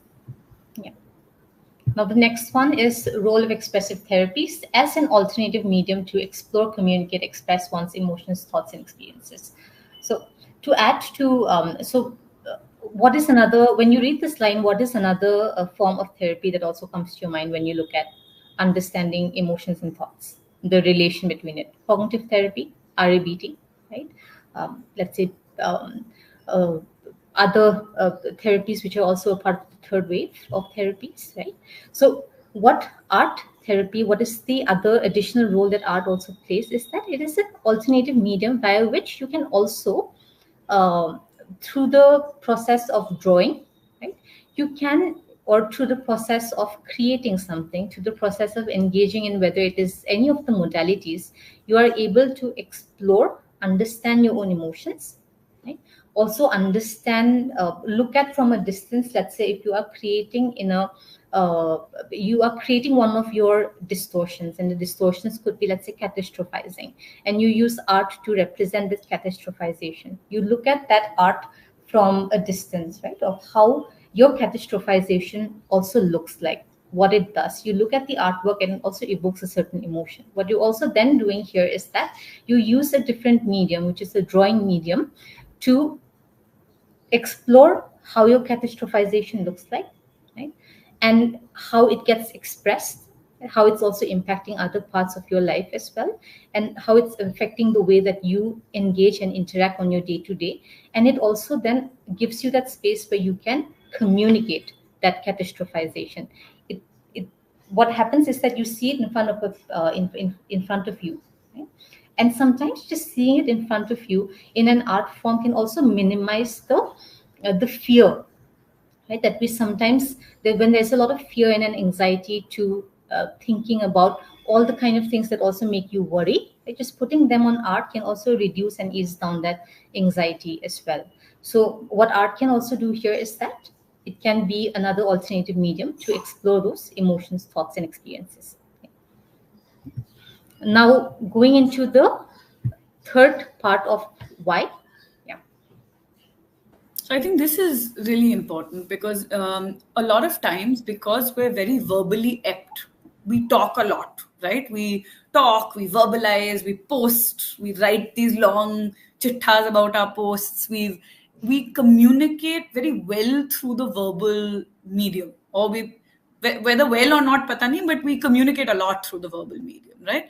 So very often, if I walk in to with a client, or if I'm even talking to a group and I tell you, okay, tell me how you're feeling today. Fine, okay, right? So there's an automatic responder that exists, if I'm asking someone over time and as I build a relationship to verbally address and share trauma or traumatic experiences, also, very often people have been able to verbalize a certain experience very clearly, very comfortably because it's been so long or through a period of time, but not necessarily having processed it, right? What happens in an art therapy process, it can be as simple an exercise as saying, do a scribble on a sheet of paper. And I had a client do a scribble on a sheet of paper, and then I said, okay, now look at it, and we've done this in workshops and on Insta lives also. Now complete the image. So, kya kara hai maine? I've scribbled on paper. Now I've completed it, and let's say I've made a fish. Now you've made a fish. Ab uske aspas context. Give it context. Okay. I've made an ocean. The fish is bouncing on top of the ocean. The fish is wearing sunglasses. And there's a spear coming on the back of the fish because there's an extra squiggle. Okay. Khatam. Now name it. Staked fish. Right? Steak money. Something which has been stabbed. Now I started with a scribble, which moved into an image, and I created something. And remember, images are always representations of us. Whether what I want to show to you right now, whether what I'm feeling, whether something imagined, whether it's something I've seen, but it cannot be anything other than me.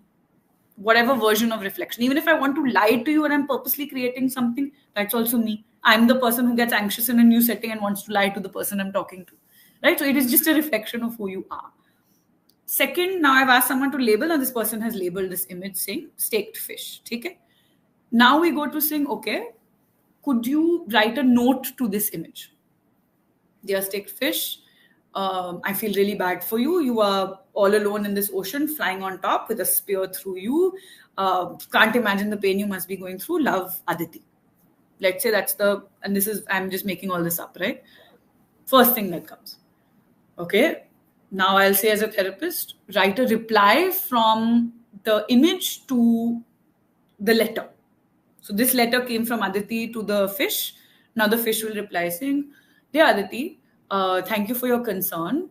Well, actually, that wasn't a stake. It was something that was helping remind me to keep moving forward.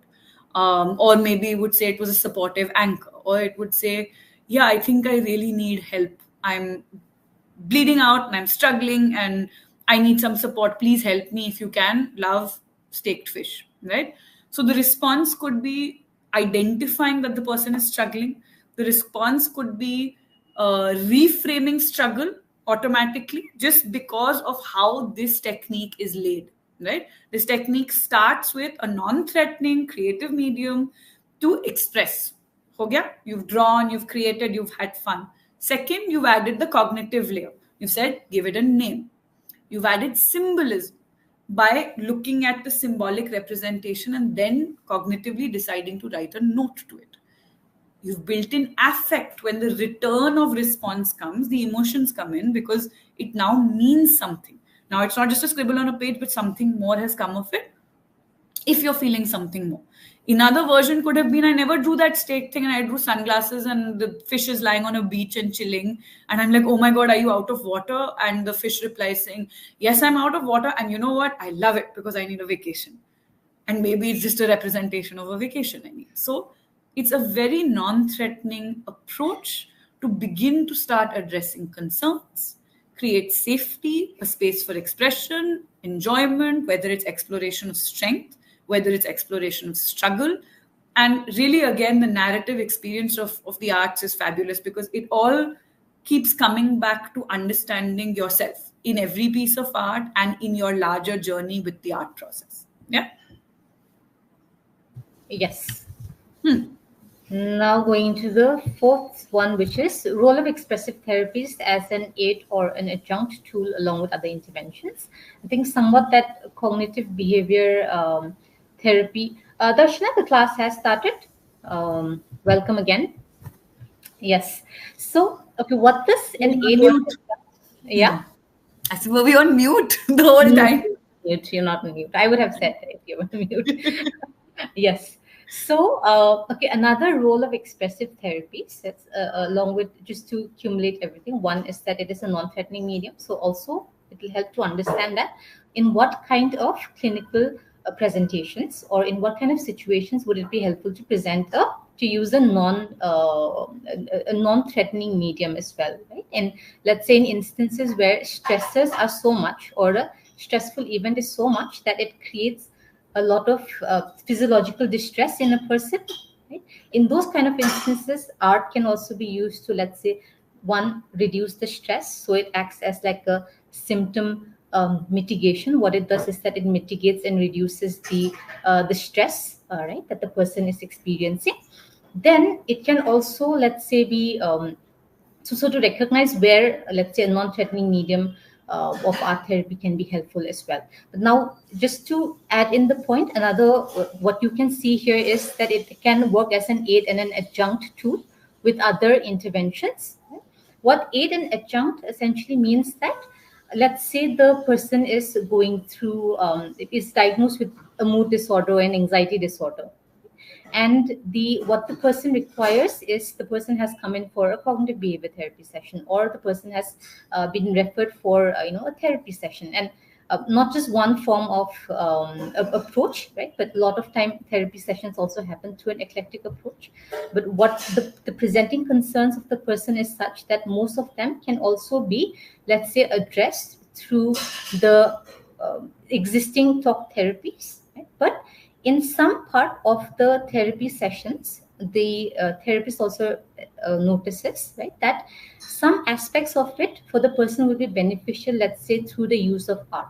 So here, the art and the creative medium is not the mainstay of the treatment, but it becomes a supplementary, right, that can mediate the movement forward of a therapy session. So that is also where an expressive therapy will work as an aid and an adjunct tool. So for, I think, anyone who practices and has a different theoretical orientation, knowing the arts also helps in sometimes when you feel that there's a stuck session is stuck and the person is also moving forward, can creative arts can also be used as an adjunct tool over there in that intervention.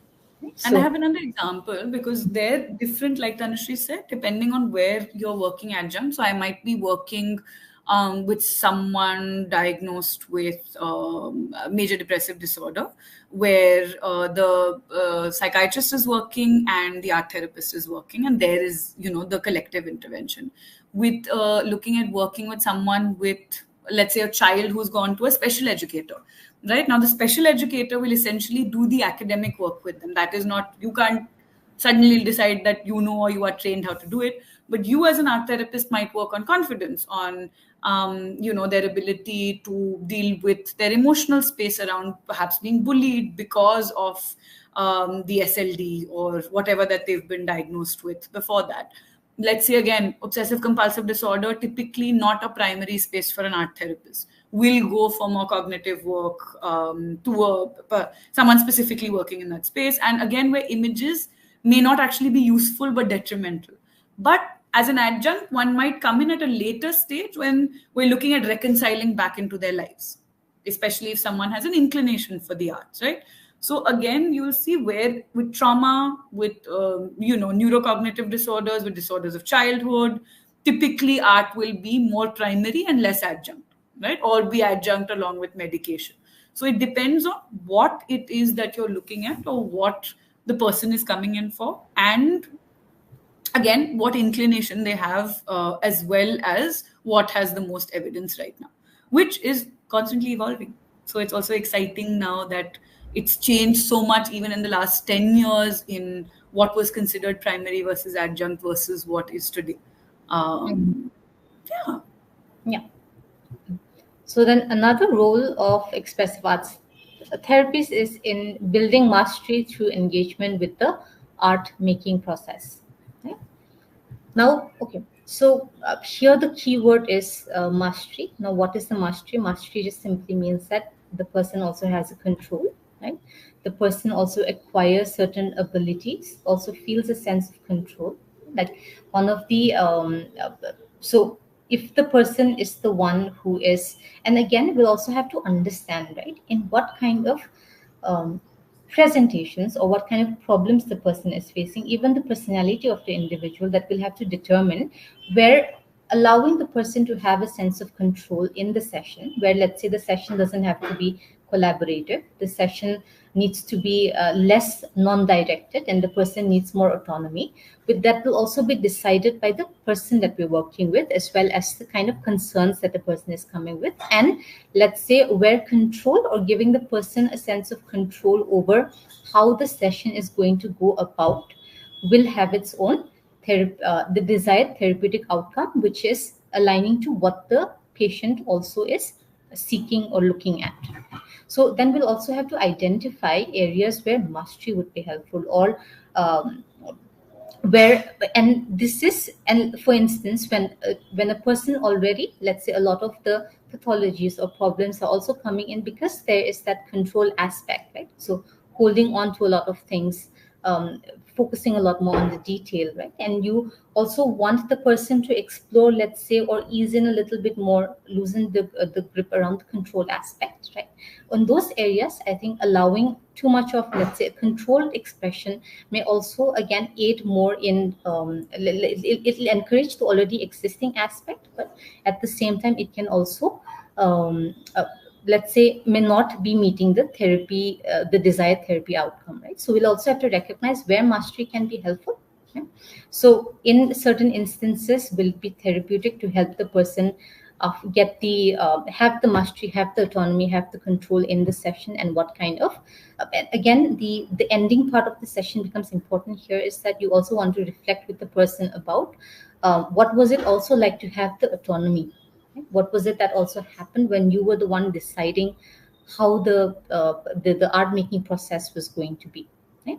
But overall, expressive arts therapy, or this creative therapies, also help build in mastery in the way that there is a skill building, enhancing of skills and abilities that also happen through the expressive arts session. So you're not so sometimes just through the exploratory process, you also find different mediums and resources through which you can communicate, you can express the same things you can also then utilize in your own personal life, which is outside of the therapy session as well. So you also then feel that you have more resource to cope with the day-to-day stresses as well.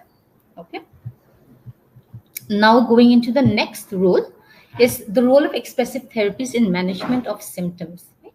And what is management of symptoms? So we break down this word again. Management means can where can art therapy, how can art therapy be used, or expressive arts therapy be used to regulate, alter a symptom, modify the kind of impact, modify, let's say, the distress that it causes. So you will also see that a lot of time, let's say, mandala making is also utilized as a part of that. Engaging in mandala making also reduces stress or anxiety pre and post, right? So yes, this would not be a mandala. You can't, let's say, take up a mandala and then keep drawing, let's say, whenever you're having a panic attack. But what you can also do is that art can then be utilized as a part. This exercise of, let's say, mandala making or drawing can then be utilized in another setting in your own time, perhaps, or even in the session, as a part of an alternative means of finding another resource to manage that symptom of anxiety. So, okay, what's happening in a mandala making process, right?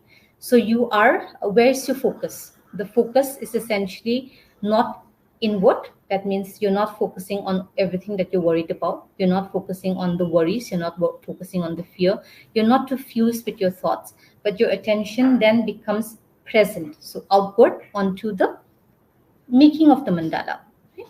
And what happens in anxiety, what happens in, let's say, generalized anxiety, or any of, or most of the, in let's say in these anxiety disorders, is also that there are worrisome content that also keep coming in again and again. And the fact that you're so uh, focused on those thoughts, that also either makes you more frustrated, it makes you more angered, it also takes away from living, from going about your day to day as well. Or you're living so much in your own head that you keep thinking about what's going to happen, but what you're not doing is that you're not being in the present. So using a mandala making process in the session would help at least the person to alter, reduce the, or minimize the anxiety that also comes with too much worrying or focusing too much on the worry, because then the attention is more outward. Even for that 60 minutes, 30 minutes of the session, the person is focusing on something else, which is not the thoughts. The person also then recognizes what it is also like and one's ability to be able to feel relaxed, right? So to go through that experience itself is also therapeutic. So that's also another role of expressive arts, is that it can have its own role in managing of symptoms. So I think we've come to the end of what are the different roles that are there, what are the different roles that art therapy has, right? So which also explains why art therapy, right?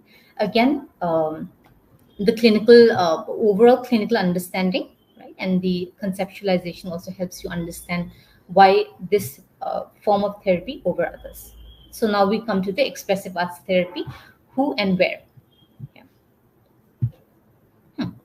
So for the expressive arts therapy, who and where, we also want to look at where art therapy is also used, who do we use it with.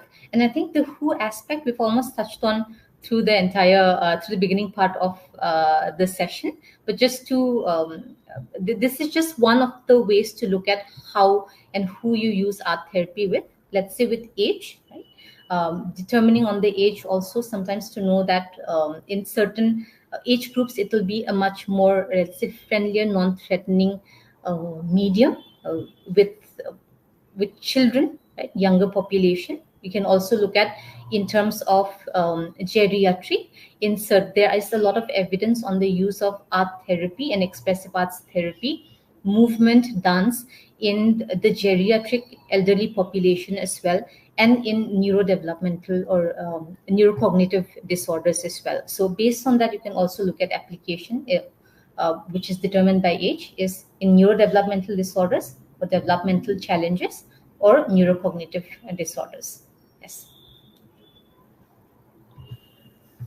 Yeah. Yeah. And the population. Yeah. You want to add something to this? No, nothing specific. I think we pretty much, you're right. We've covered it through the whole Mhm. process of talking about age groups and different populations, pretty Mhm. much a range of diagnosis that we work with. Yeah. Mhm. Yes. So we look at the age, the populations. It can be a clinical and non-clinical population. It can also be art therapy. Expressive arts can also be used in individuals for personal growth and development. So individuals who don't really fall under the diagnosable concerns, but also come in for a personal growth aspect of working with art. Preventive community work. We work with schools, we work with colleges. So there's so many Mhm. places where the arts can be brought in Mhm. for that last piece. Yes. Hmm. Just to segregate it, expressive arts within a clinical and a non-clinical setting. And again, I think what is also interesting to see is that with the differentiation of the setting, the way that you approach will also be very different. Like for example, in hospitals, right? You use art therapy. So clinical hospitals, rehabilitation, community clinics, these are also, and private practices. These are also where art therapy comes under like a clinical setting, right? The clinical settings in which you use it.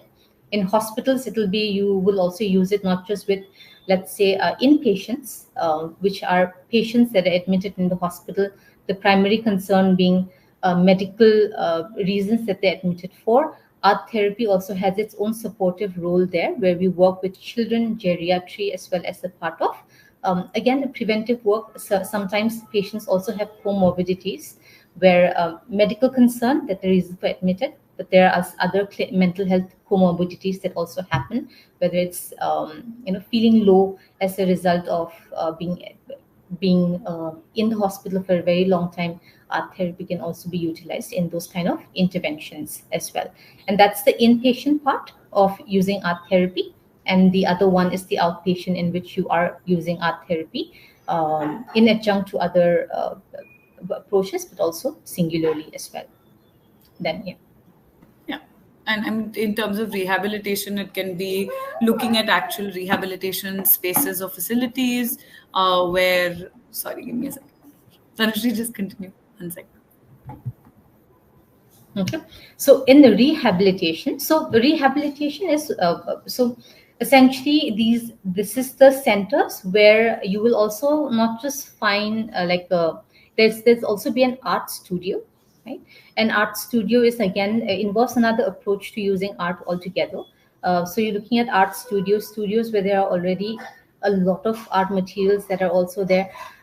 You can see that in, let's say, in rehabilitation setup, there are various different forms of uh, like art therapy is one of the forms of treatment and intervention, right, in rehabilitation setup, along with other forms of treatment as well. And rehabilitation is where there is something called an art studio as well, right? And Yeah. where the approach becomes very different again, as versus to an one-on-one And even session. like neurocognitive rehabilitation centers, in addition to, of course, de-addiction rehabilitation centers or other mental health and psychiatric facilities, Mhm. looking at chronic care in terms of schizophrenia. So you have a lot of spaces where art therapy actually comes into the rehab space. Mhm. Um, in terms of other settings, community settings, outreach settings, NGOs, looking at different mental health conditions within those organizations, or like I said before, also looking at preventive work, because there are so many community spaces of work that are needed. Whether it's crisis intervention, whether it's specific communities struggling with specific challenges, whether it's economic, social, emotional, whether it's traumatic. So there's a whole range of outreach spaces that are available. And are we missing something? No, I think Uh, essentially that covers it. Yes. Then the another one is the non-clinical setting where expressive arts therapy also has its role. One is in schools, another is also in workplaces in residential care homes. So again, residential care homes are the places where children, adults, also all elder population also stay there for quite for a long period of time, right? In those spaces, art therapy and expressive arts would also be utilized as a part of more um, uh, Yes. recreational part of the entire care stay and then caretaking as well, right? And in schools, it has its own separate use. And again, here we put it under non-clinical because we're not looking at, let's say, a one-on-one specific interventions, but we're looking at more preventive, more universal work. So certain art sessions or art therapy sessions that will also be there, which is addressed more in a classroom setup, or using art therapy or expressive art session for employee wellness, right, where you're looking at intervention for entire group in setups, but not one-on-one individually. So that is why we put it under non-clinical as well. And again, the purpose here, and then the other aspects would also be again NGOs, places just there where also art can also be utilized as a part of the group intervention, where the main goal isn't, let's say, where the main goal is not one-on-one, like individualized goals to look at clinical problems or clinical symptoms, but overall well-being as a part of recreation as well, right? That's how we differentiate that. Okay, then we are looking at, okay, the structures of the session. So the structures of the session are both individual, diet, families, and group. I think a lot of the examples that we've been giving so far are also in the form of individual sessions. That the art therapy sessions can also be structured as individual sessions in families and group as well. Yeah. And I think art therapy lends itself fantastically to dyads, families, and groups as well. It's a different thing that a lot of people don't necessarily come in with an entire family structure or unit. So you'll end up working with the individual about their family as opposed to with the entire family. But when we look at dyads, we work with a lot of parents and children when they come in. We work with couples when they come in. And, having utilized looking at movement work with couples, using visual artwork, using even music, Tanushree, a lot of the call and response work we've done using drums or rhythm or percussion. Groups, of course, fantastically important work, whether we're looking at support groups for physical ailments, whether we're looking at mental health related groups, where art therapy really lends itself because, again, it's a safe medium. You can create and share only as much as you want. We very often with visual art will have an exhibition, groups will move together or dyads will move together, and somewhere it becomes a safer approach to working with people you don't know as well, and slowly be able to open up and share whatever it is that you're going through and what your experiences have been. An example of dyad work is when working with a couple that's struggling with communication. There's a lot of anxiety in a relational Yes. space. I'll give you an example. A very simple example is, I think about 3 months into therapy with a couple that was struggling, I put a block of clay in the middle of their table, massive block of clay. And I said, okay, you know what you do? You dig your way to each other without talking. So no conversation, dig your way to each other. And you had one partner start from one side and another partner from the other. And one started in one way, and then that partner told the other partner, no, no, no, no, stop. Let me do this. You don't do that. Dig faster, dig slower. So whatever that process might be. And somewhere in that process, a lot of a revelation in the art process or the relational space starts to come up. Who is taking accountability? Who is the person letting the other person talk at all or take decisions at all? Is this person essentially taking the lead or not allowing space for their partner to be a participant in that process? So what do you look at? Seeing processes come up much faster than I did in a talk therapy space was very interesting for me. And it can be as simple as a block of clay between them. Then you look at telling them about solutions. What if I split it and tell you both to work on solutions? What if a family comes in and I give them a large chart paper, give them different spaces and say, okay, work on a family emblem together? What would that look like? What would each parent do? What would each child do? How would they be allowed representation? Would the kids have to take permission? Would the parents be unidirectional? So it's just the processes that come up become very, very powerful.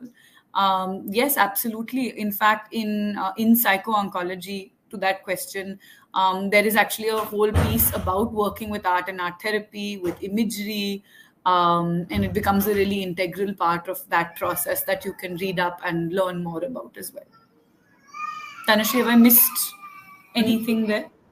No, I think just to add to what you have mentioned, like I think a lot of people are asking the diet question marks. So diets would essentially be, let's say, a session where there is a therapist and there is the mother, the child, right, or the parent, the child, right? And then the another diet would be therapist, the again in couple session or in sessions with the couple session in using art in that is also another example of using art in a diet setup as well.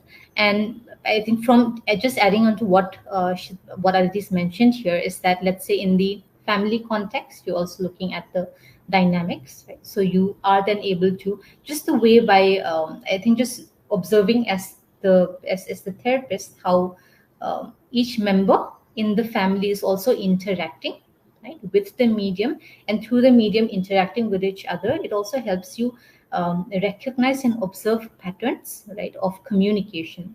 And sometimes when you're looking at a dynamic work, let's say in a family system, a family, let's say when a patient and the family is also referred for family therapy sessions using art, then certain aspects of we will need to look at how art can also help you recognize the kind of communication that is happening, the dynamics in that, who's also leading most of the communication, who's also more withdrawn, what kind of communication and interaction is also happening. So just observing that, it could also be between siblings, how do you see that interaction coming up as well? So you'll also be able to recognize the kind of interactions that is happening, what is problematic, what is not, what also needs to be identified and worked upon, right? So that is also some of the areas where the how art in the family structure can also be utilized.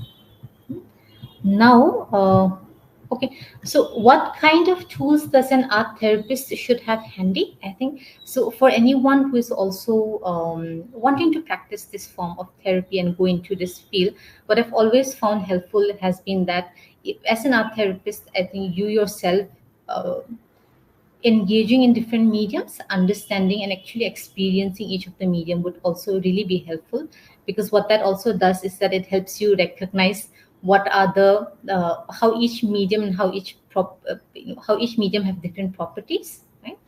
Now that is one aspect of the answer.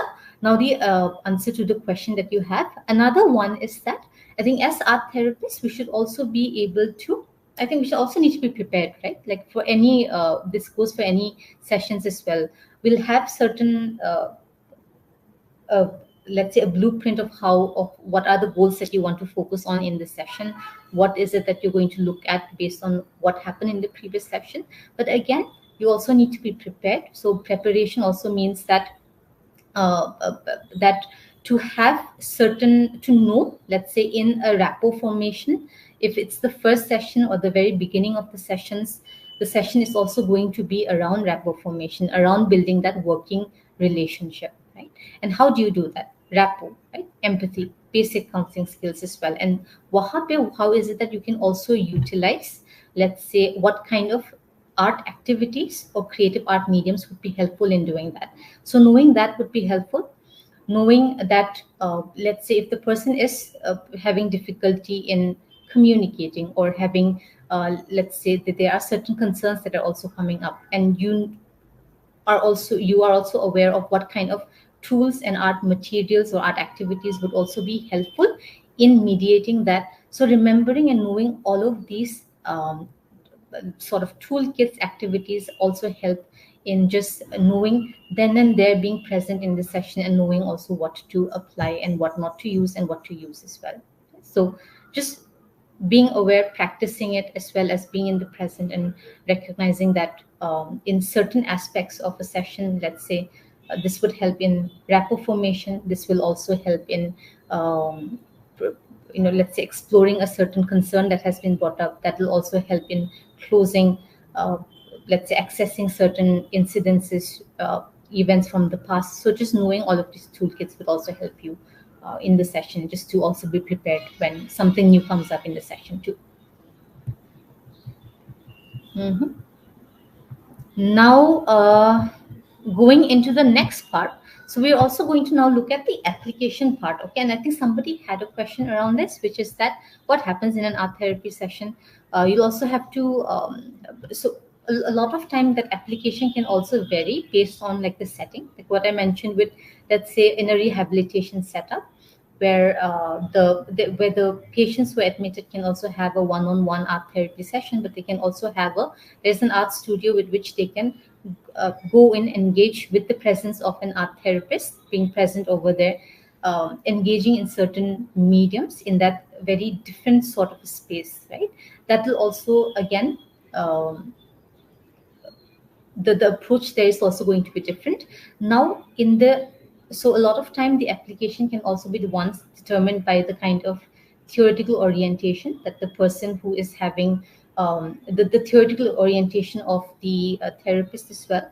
At the same time, application also needs to be looked at from the person that is coming in, right? The kind of presenting and the concerns that are also there. What are the therapeutic goals? What are some of the things that the person is also desiring as an outcome?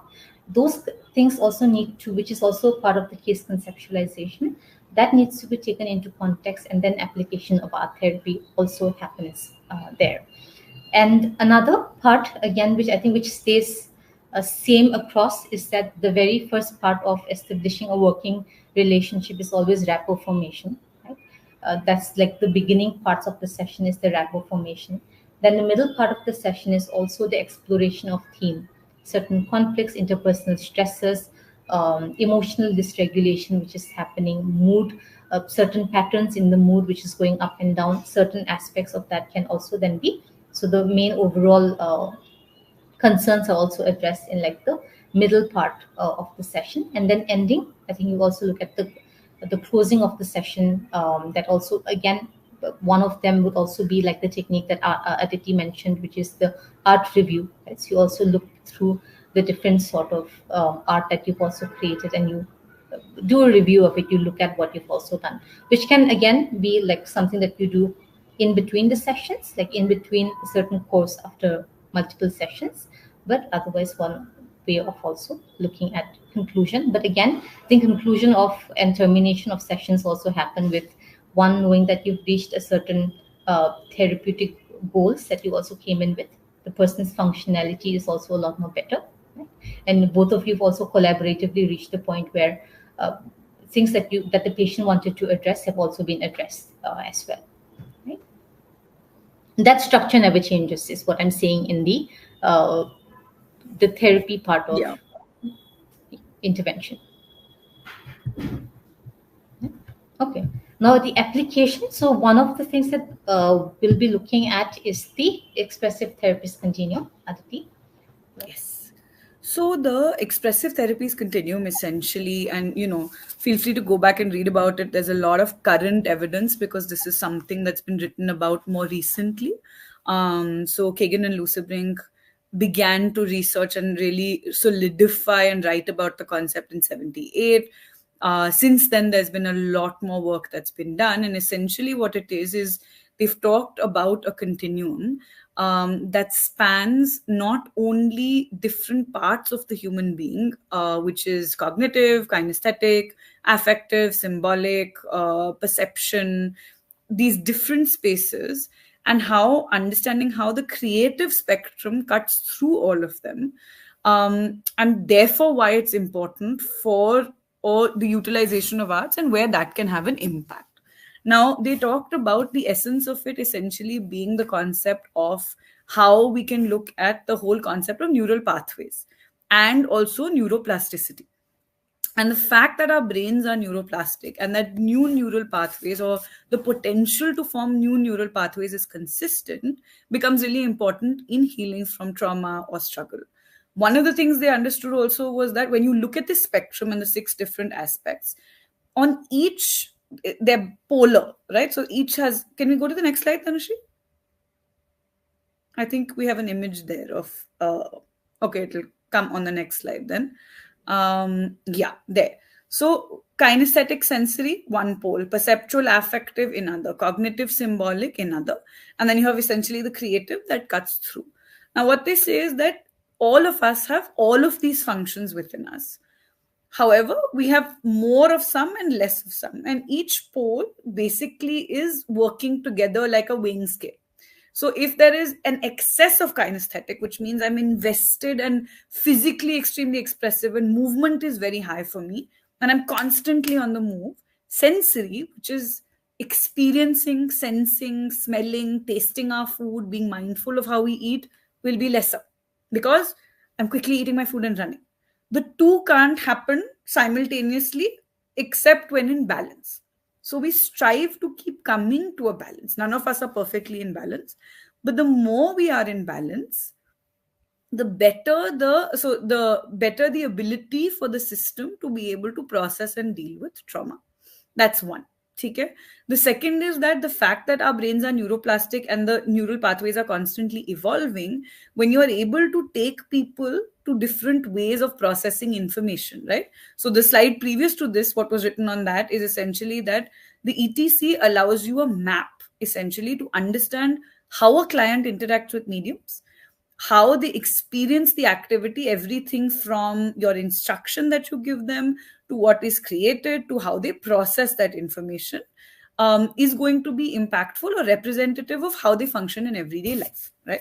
So if I give you an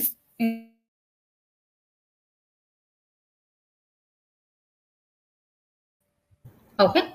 I think that is all right. So I think there's some issue at a technical issue at Aditi's end. So she will ascend. She's back. oh, I disappeared. Yes, you Where did. did you lose me? No. The part where you were talking about processing information and images, and you want to give an example of a case. Yes, and it's essentially representative of how we engage in our lives outside, right? So, for example, I was saying that if I give you the instruction to say, draw a scribble on a sheet of paper, someone would just take a pen or a pencil and draw a scribble. Another person would say, can I use crayon? Can I use pen? Can I use sketch pen?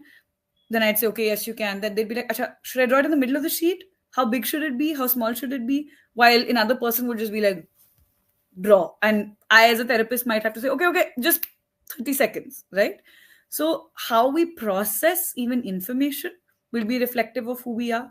When I say complete the image, what happens, how much time it takes, a client to listen to that instruction and then actually create something on that sheet of paper. After that, when you ask reflective questions, how they process it, where they struggle, all of those will be reflective of my process of how I engage with life, how I engage with challenges, how I problem solve, how I cope, um, and how I deal with different struggles that come my way, right? I'll give you more. Can we go to the next slide again? I know I'm making us dance.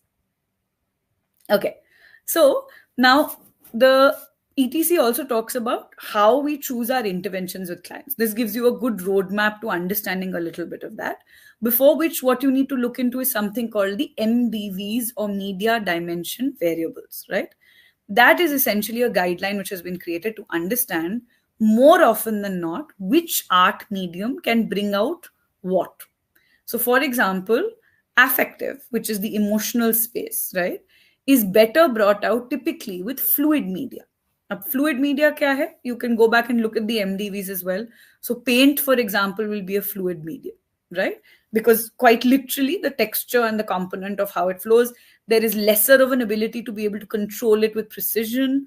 Again, keeping in mind, of course, an artist might be able to control it with precision, but we're talking about all of us, all human beings, and anyone coming to art therapy who does not have to be an artist. Second, someone else who's more cognitive, more structured, might function better with a more structured medium. For example, collage. So using collage feels like a safer, more cognitively easy sound medium to be able to use to express myself, right? So someone entering on the cognitive level, once I've been able to assess that based on how they pick a medium, I might give them a range of mediums and say, okay, what would you feel like working with today? And based on 3 to 5 sessions, after giving 3 to 5 tasks of different kinds in those sessions, we're able to assess roughly where the person lies on each level, right? Are they more cognitive? Are they more symbolic? So do they use larger symbolism, or are they very structured in their approach to problem solving and thinking? Are they more affective? Are they more expressive emotionally? So even things like, will they create outside of boundaries, which means go beyond the paper? Or will they be very structured and quite literally, like, when we were in school, draw a boundary for a sheet of paper? So perceptual or affective, kinesthetic or sensory. Now there's books written on the ETC, different neurological functions, on each pole, how they work, and how you can begin to choose your mediums. This is also how we then structure therapy moving forward. So if I'm working with someone who's extremely cognitive and very low kinesthetic, where am I traveling? What am I doing? Do I slowly start to build in more affective mediums? Do I slowly start to do more mindfulness, more sensory work with them? How do I build in more symbolism so that they don't? So again, look at the distortions that will come up for someone at a cognitive level, right? It'll be very all or none. It'll be very centered around, okay, I have to solve this in this particular order. This has to be perfect. Otherwise, it's not enough. Otherwise, I'm not enough, right? So moving them to a balance through this process, utilizing the MDVs, and the ETC actually has really detailed forms of how to look at assessing where someone is or where they lie, and therefore what steps you can take. These grids are available online. They're available in various books around the ETC when you go and do some research. And it's a really, really powerful tool that now in a lot of our coursework, we are training in the art therapy space. So people asking how we looking at these sessions, this has become an art therapy based process in which in how we look at assessment, in Mhm. looking at goals, in looking at the therapeutic process and closure. Yeah. So I think if you look at application and approaches to expressive arts, there can be various different ways in which like intervention can and treatment can also be approached. I think what expressive therapist continuum does is that it also gives you that framework, so there's lesser confusion, and you also, and again, I think the writings are also quite recent, although it's not the, yeah, the evidence is also recent. Now, Yeah. going on to the next one, which is again, I think somewhat what Aditi has mentioned right now also answers this question as to why is it important to have an understanding of media properties, what the texture is, the kinds are, the range of manipulation is, for each of the media properties in clinical practice and how it also aids with therapy work. And again, given the fact that as an expressive arts therapy, expressive arts therapy, I think given that it has various different range of modalities, you are very likely as the person who's also practicing it to let's say come across this different range of mediums that are also there, and then experiencing knowing how to work with it is also like an additional to facilitating the therapy sessions as well. Absolutely. Then yeah, then going into the next one is that we also look at, let's say, facilitation during sessions, right? Sometimes do you, depending on one, again, the reason that they are all overlapping is also because sometimes the sessions can also start, let's say, collaborative. Collaborative will be anything which involves turn taking, any intervention or exercise and activity that will also involve uh, turn taking, right? Turn taking happens between the patient and the therapist. Now, the where this turn taking helps, what does turn taking do, right? Is that one of the purpose also it is that it helps you, it helps in regulation, right? It is you follow a certain to and fro communication, right? And in that to and fro communication, there is no power imbalance that is also happening, right? That the patient and the therapist are also in the same level. So you are taking turns. You also respect the other person's turn, and then you create something. Then you wait for the other person to create, and then another person turns comes, and then the person creates, and then you wait for the other. So that is the therapeutic process which is involved. And whenever this happens, right, so what is also happening is that you are equally giving the both sides of the people that are involved in the session, the person that is involved in the session gets an equal chance to be able to communicate, interact, right? So neither is the other person leading the session, or neither is the control or the autonomy concentrated in one person, but it's shared, it's equal. And that kind of approach, which is a collaborative approach, right, is also especially helpful during the very beginning part of the sessions. It can be the way that you open a session, it can also be the way that you start the session, or how you can also facilitate rapport building. Okay? And one of the very common again, if you were to, let's say, take this up as an exercise, which is, can you find art interventions where activities can be, let's say, collaborative, where there is an aspect of turn taking? Let's say in if you were to use art therapy in a child with who also has a hyperactivity problem, right? And in hyperactivity, one of the very things would also be difficulty in turn taking, right? Can arts, and in that instance you can also use that process, right? That the for the child to create what they have to create, they also have to wait. So through that, they're also learning how to wait for their own turn, and they also recognize what it is also like to wait for their own turn, right? So that, or in another area that it can also have is that it can also help in building that rapport. So let's look at some of the exercises that are also there. You can also find this out in your own self, is that which kind of interventions and exercises would there be a collaboration happening, which is a turn taking happening between the patient and the therapist as well, right?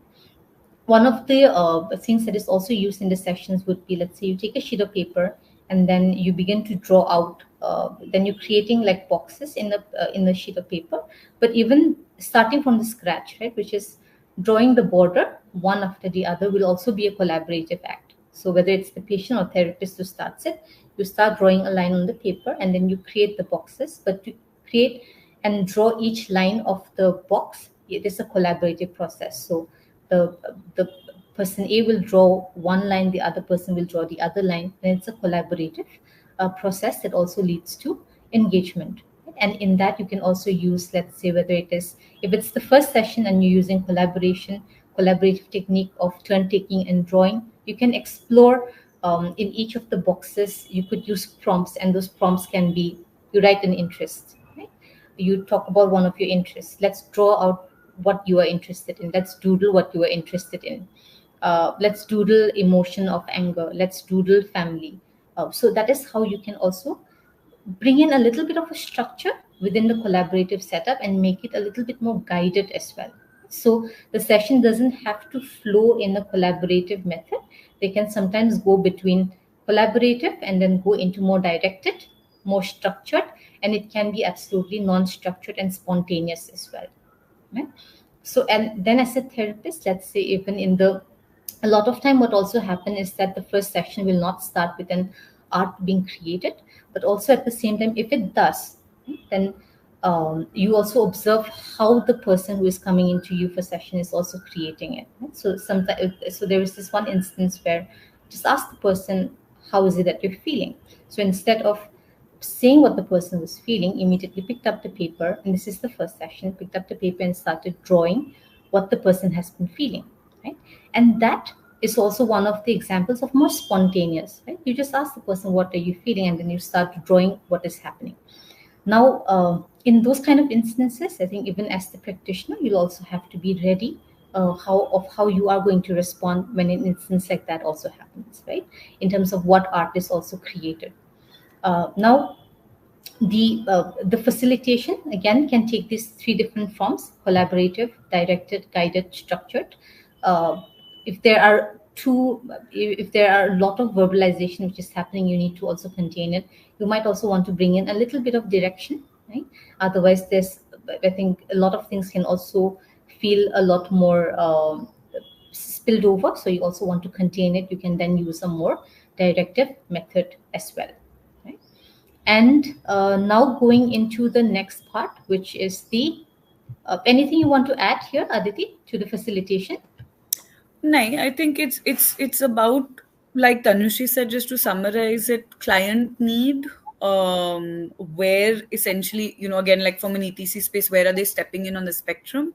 Therefore, would they benefit more from initially being directed, guided, structured? Because developmentally, essentially, when we're growing up, we start more affective, move to a more cognitive space, right? Just as we're growing up, cognition develops later. So looking at this three-part process, where is your client, what do they need, and slowly then you transition to the other side to sort of move them toward their goals, right? So initially I might be more guided and structured, then I might be more non-directive, spontaneous, or initially a client who is more spontaneous, I might be more spontaneous and unstructured, and then slowly add the more cognitive structured elements as I go along. And collaborative, I think, is interesting because that builds safety.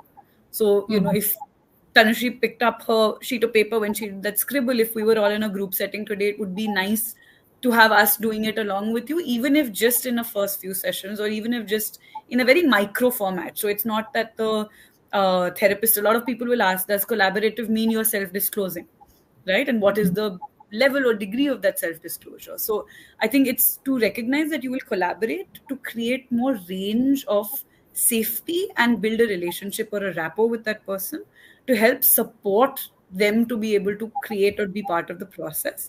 You will not take over the process.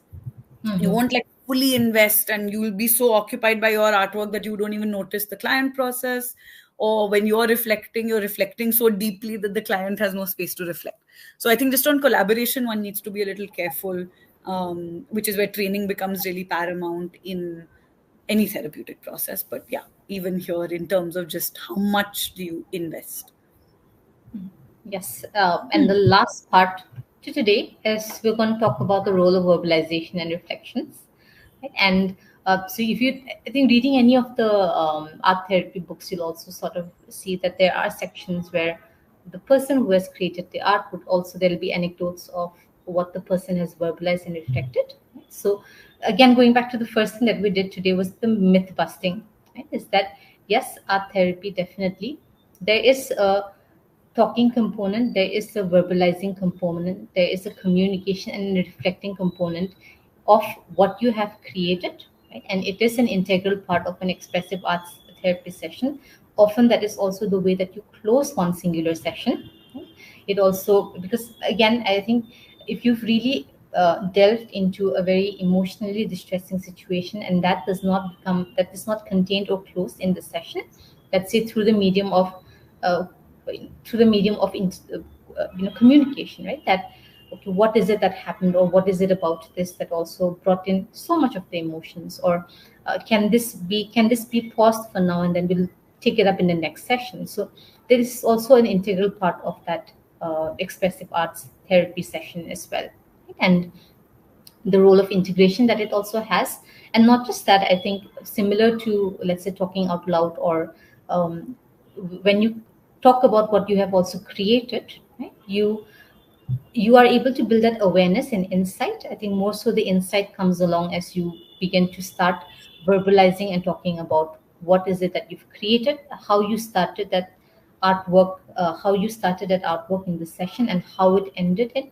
It really then helps in flow in that integration of everything that you've created in that session, right? Because I think, much like in a talk therapy session, imagine I go to a therapist and I share what I'm feeling, and then Mm-hmm. they're just like, and you're not asked a question in terms of, oh, okay, so then, how did you feel when this happened, or Mm-hmm. what happened here, or would you like to continue? You've just Mm-hmm. thrown stuff out, but you've not made sense of it. You haven't processed it. It hasn't been aligned with your other experiences. No perspective, awareness, or insight has been built, because no technique was used to reflect on, anything, whether it's scaling, whether it's a miracle question, any form of reflective response from your therapist. Then it was just a cathartic release and nothing more. A Mm-hmm. therapeutic process differs in that there is reflection, there is processing, there is building insight, there is dealing with Mm-hmm. distortions, there is identifying defenses. And that is essentially where the role of verbalization will slowly help us in tying the entire process together Mm-hmm. as we move forward. Right. And therein lies the difference in me sitting in my house and just writing something because I feel it, and me going to Tanushree and sitting with her and writing something and I feel it and I give it to her, and then she says, okay, give it a name. Or could you write what happens next in the story? Could we Mm-hmm. write what happened before this trauma occurred? Yeah. What would you like it to look like in the future? Because that then takes me to a whole other space, as opposed to just here, this is what I Mm-hmm. felt, which has its own merit, but that is Mm-hmm. not the entire process of the Mm-hmm. therapeutic intervention. Yeah, yeah. So I think asking the helpful questions also then help you in that. Absolutely. Yeah. Yeah, it's one of the skills then, because a lot of, if in a session a lot of things come up, you also then want to keep a sort of um, uh, process going. You also, or a certain alignment in the sessions going. You also then want to ask the um, certain important essential questions as well. Yeah. Okay, so I think we've come to the end of today's uh, internship, the class, and I think you're all pretty much aware of these social media handles and certain social media handles that you can also go to for tips on mental health. And then, of course, let's stay connected. You all know who is it that you have to ask the question to. I think Dr. Parekh has already emphasized that email multiple times, so you know whom to ask. And of course, and I think we'll be putting in the link to the assignment. Hope you all enjoy the MCQs in the assignment, and also doing the experiential activity in the assignment as well. Yeah. And I think Yeah. a lot of you are asking, I'm just seeing if we've missed anything, um, where one can do this. Qualifications, I think we already explained, and you can go and look it up. In terms of spaces across the country, there are diploma programs that are offered, Mhm. and there are certification programs that are offered. So far, those are the only two kinds of programs that are there. You have diploma programs in Pune, I think, and Bombay, and in Delhi, you have certification programs that are being run. So you can look them up and, start on your art therapy journey for those of you who are interested. And this sounds like a very engaged group, so that's been exciting to have. Thank you. Yes, I think assignment link will be shared very soon. Yeah, and please go out there and do a little more research for the assignment. They're fun, application based, but it might hopefully push you to read a little bit more. And that's the goal, that you go back from these sessions, not because you've put a tick box in, we have attended a session, or an attendance sheet, quite literally, but also that you actually learned something from it. You learned what you liked, you learned what you did not like, or something you'd like to do, or something you'd add to your basket, but that will require you to take that extra step to push yourself to learn, because this was like cursory at best. We've barely been able to touch upon things that we could, do like days of sessions on each topic individually, if not more. So go ahead and do that. The assignment will come, Baba. It'll be there in a minute. Just let us finish talking and it'll come at you. But any other questions, last burning questions that anyone has that we have not answered or missed in the I think we've barrage of taken up all the questions? questions. Yeah? Okay. Yes. Cool. So then we will close and we'll hand back over to Roshni, and yeah, email if you have more questions. It seems that is the way we're doing it. So we'll wait for Roshni. I don't know. Are we supposed to, or are we supposed to just Yes, it's supposed to leave? be. Yeah. Because I think she has to put the assignment. Is there any what? Yes, assignment will be put ASAP. Breathe and wait for 2 minutes. Okay. Is there any other internship or counseling, counseling psychology? I think all the internship topics are essentially here in that 15-day. Yeah, I think keep following us, and then we'll keep posting more and more about more information about courses or internships or various things that we're doing, which you'll keep getting the information for. This is the only one we have at this point, and hopefully we keep coming up with more things for you guys. But yes, for now, this is it. But again, don't devalue the concept of you actually learning yourself, because these internships are, in the scheme of things, if you are not learning anything or taking anything away from them, a certificate of internship doesn't really count for much in your future, whether it's your masters or your professional careers. This is really not, work X counts, going somewhere doing something counts. This is for your learning, for you actually to take something home. That certificate has very little value.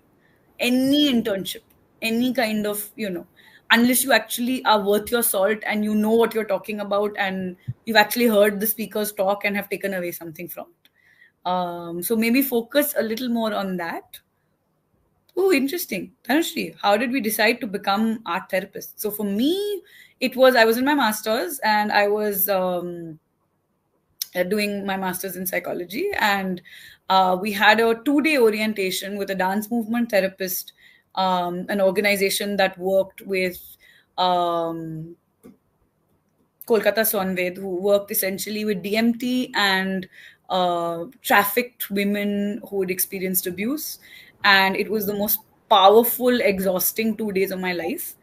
At a point when I was about to finish my master's, and I thought, oh, wow, CBT is everything. Awesome. I've learned everything I need to know.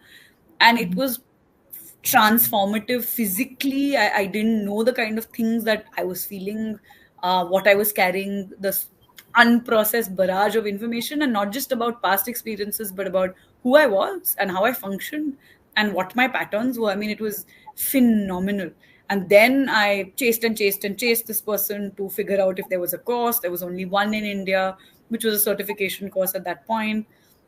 And then I kept going and kept learning and kept finding more courses, and then came to Fortis, I think now, 11 years ago.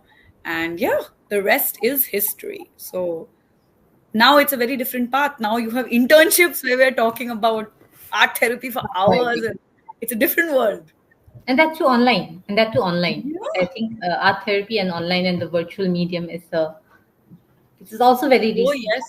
That's an exciting, yeah, I mean, we didn't get time to talk about that, but maybe for another time. Virtual art therapy, another new space that has been coming up since COVID. Okay, Okay. so I think we have two more questions.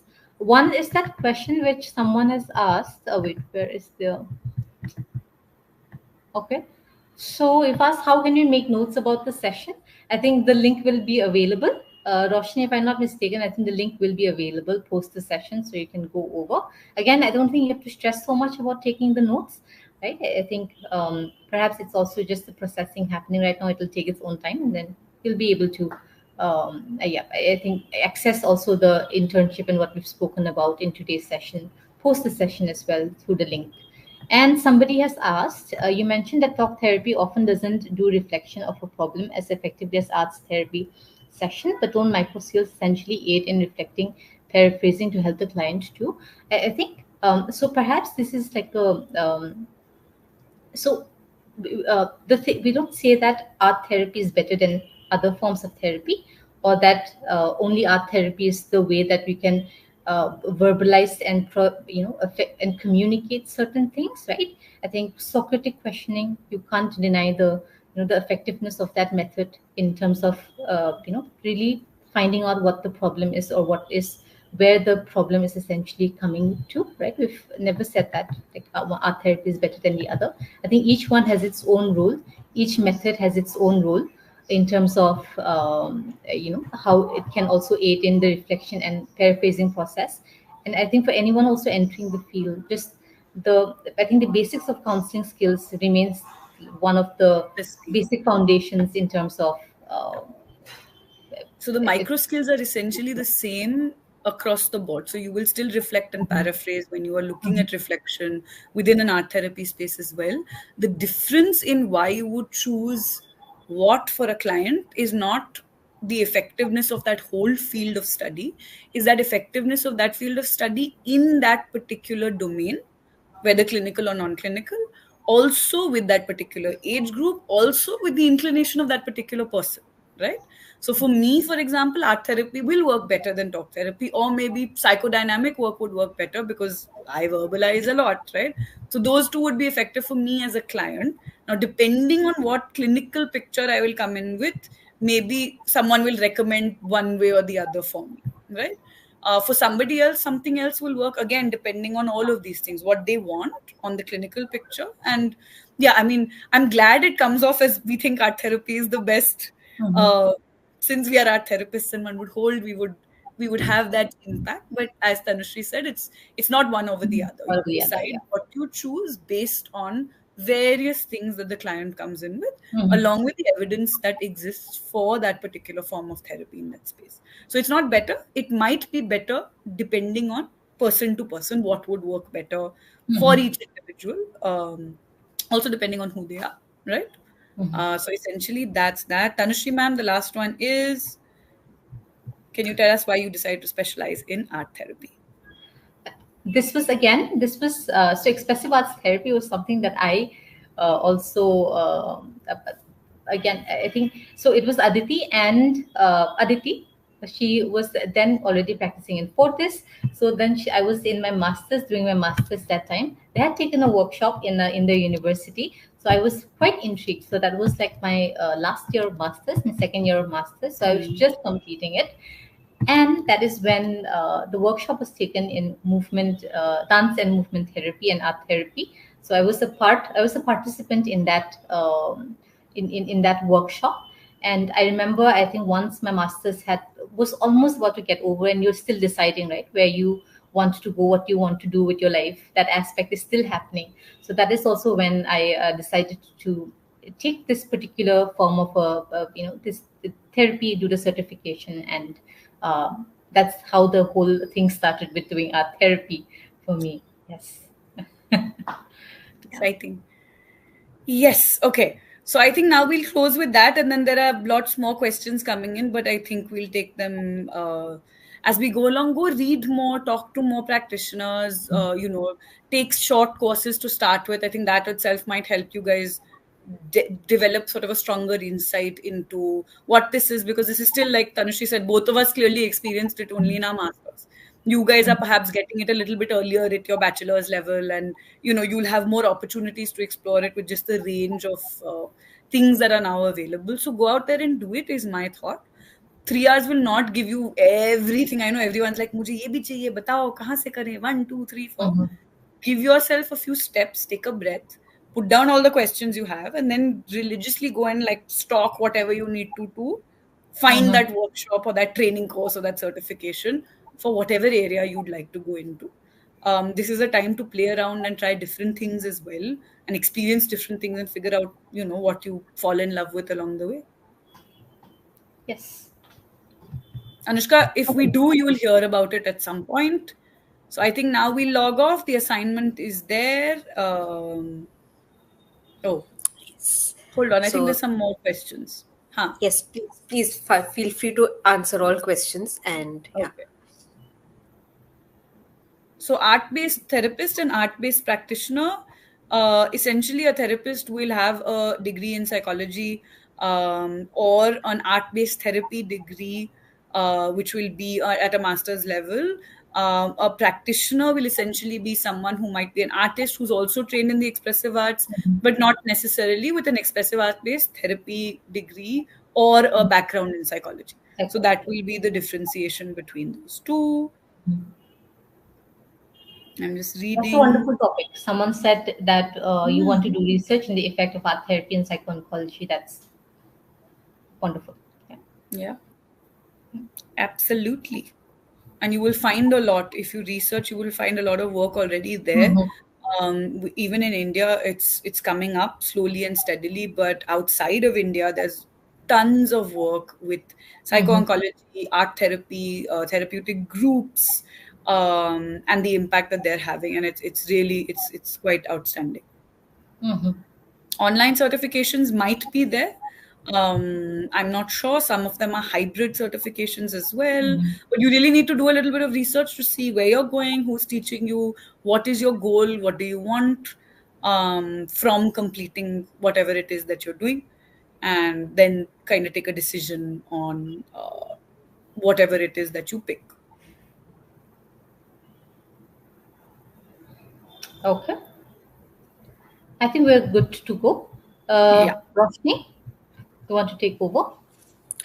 Yes, I want to thank both of you for taking out your time and sharing not just orientation to arts based therapy, but also sharing your own experience, your own journey, which brought you all here. And I think that will be inspiring for a lot of people around who are interested in pursuing this field. And like we've been saying, 3 hours is not enough to cover any one speciality. So please feel free to go back, read more, and you can always reach out to us, either to Mental Health ID or to Anuna ma'am. You know both the IDs to reach out to. So thank you so much, both Aditi and Tanushri, for this Thank wonderful you. session. Guys, the assignment link is put up on the comments.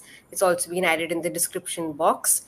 There are two components in your assignment for today. One is the similar MCQ that we've been following. There's also an experiential task which has got a couple of components to it. If you see, it's not mandatory for you to share your artwork in that part. So that's an assignment of at least doing that activity for sure, but we're not forcing you to share your artwork. But if you feel comfortable, there is an option of you to upload that artwork with us.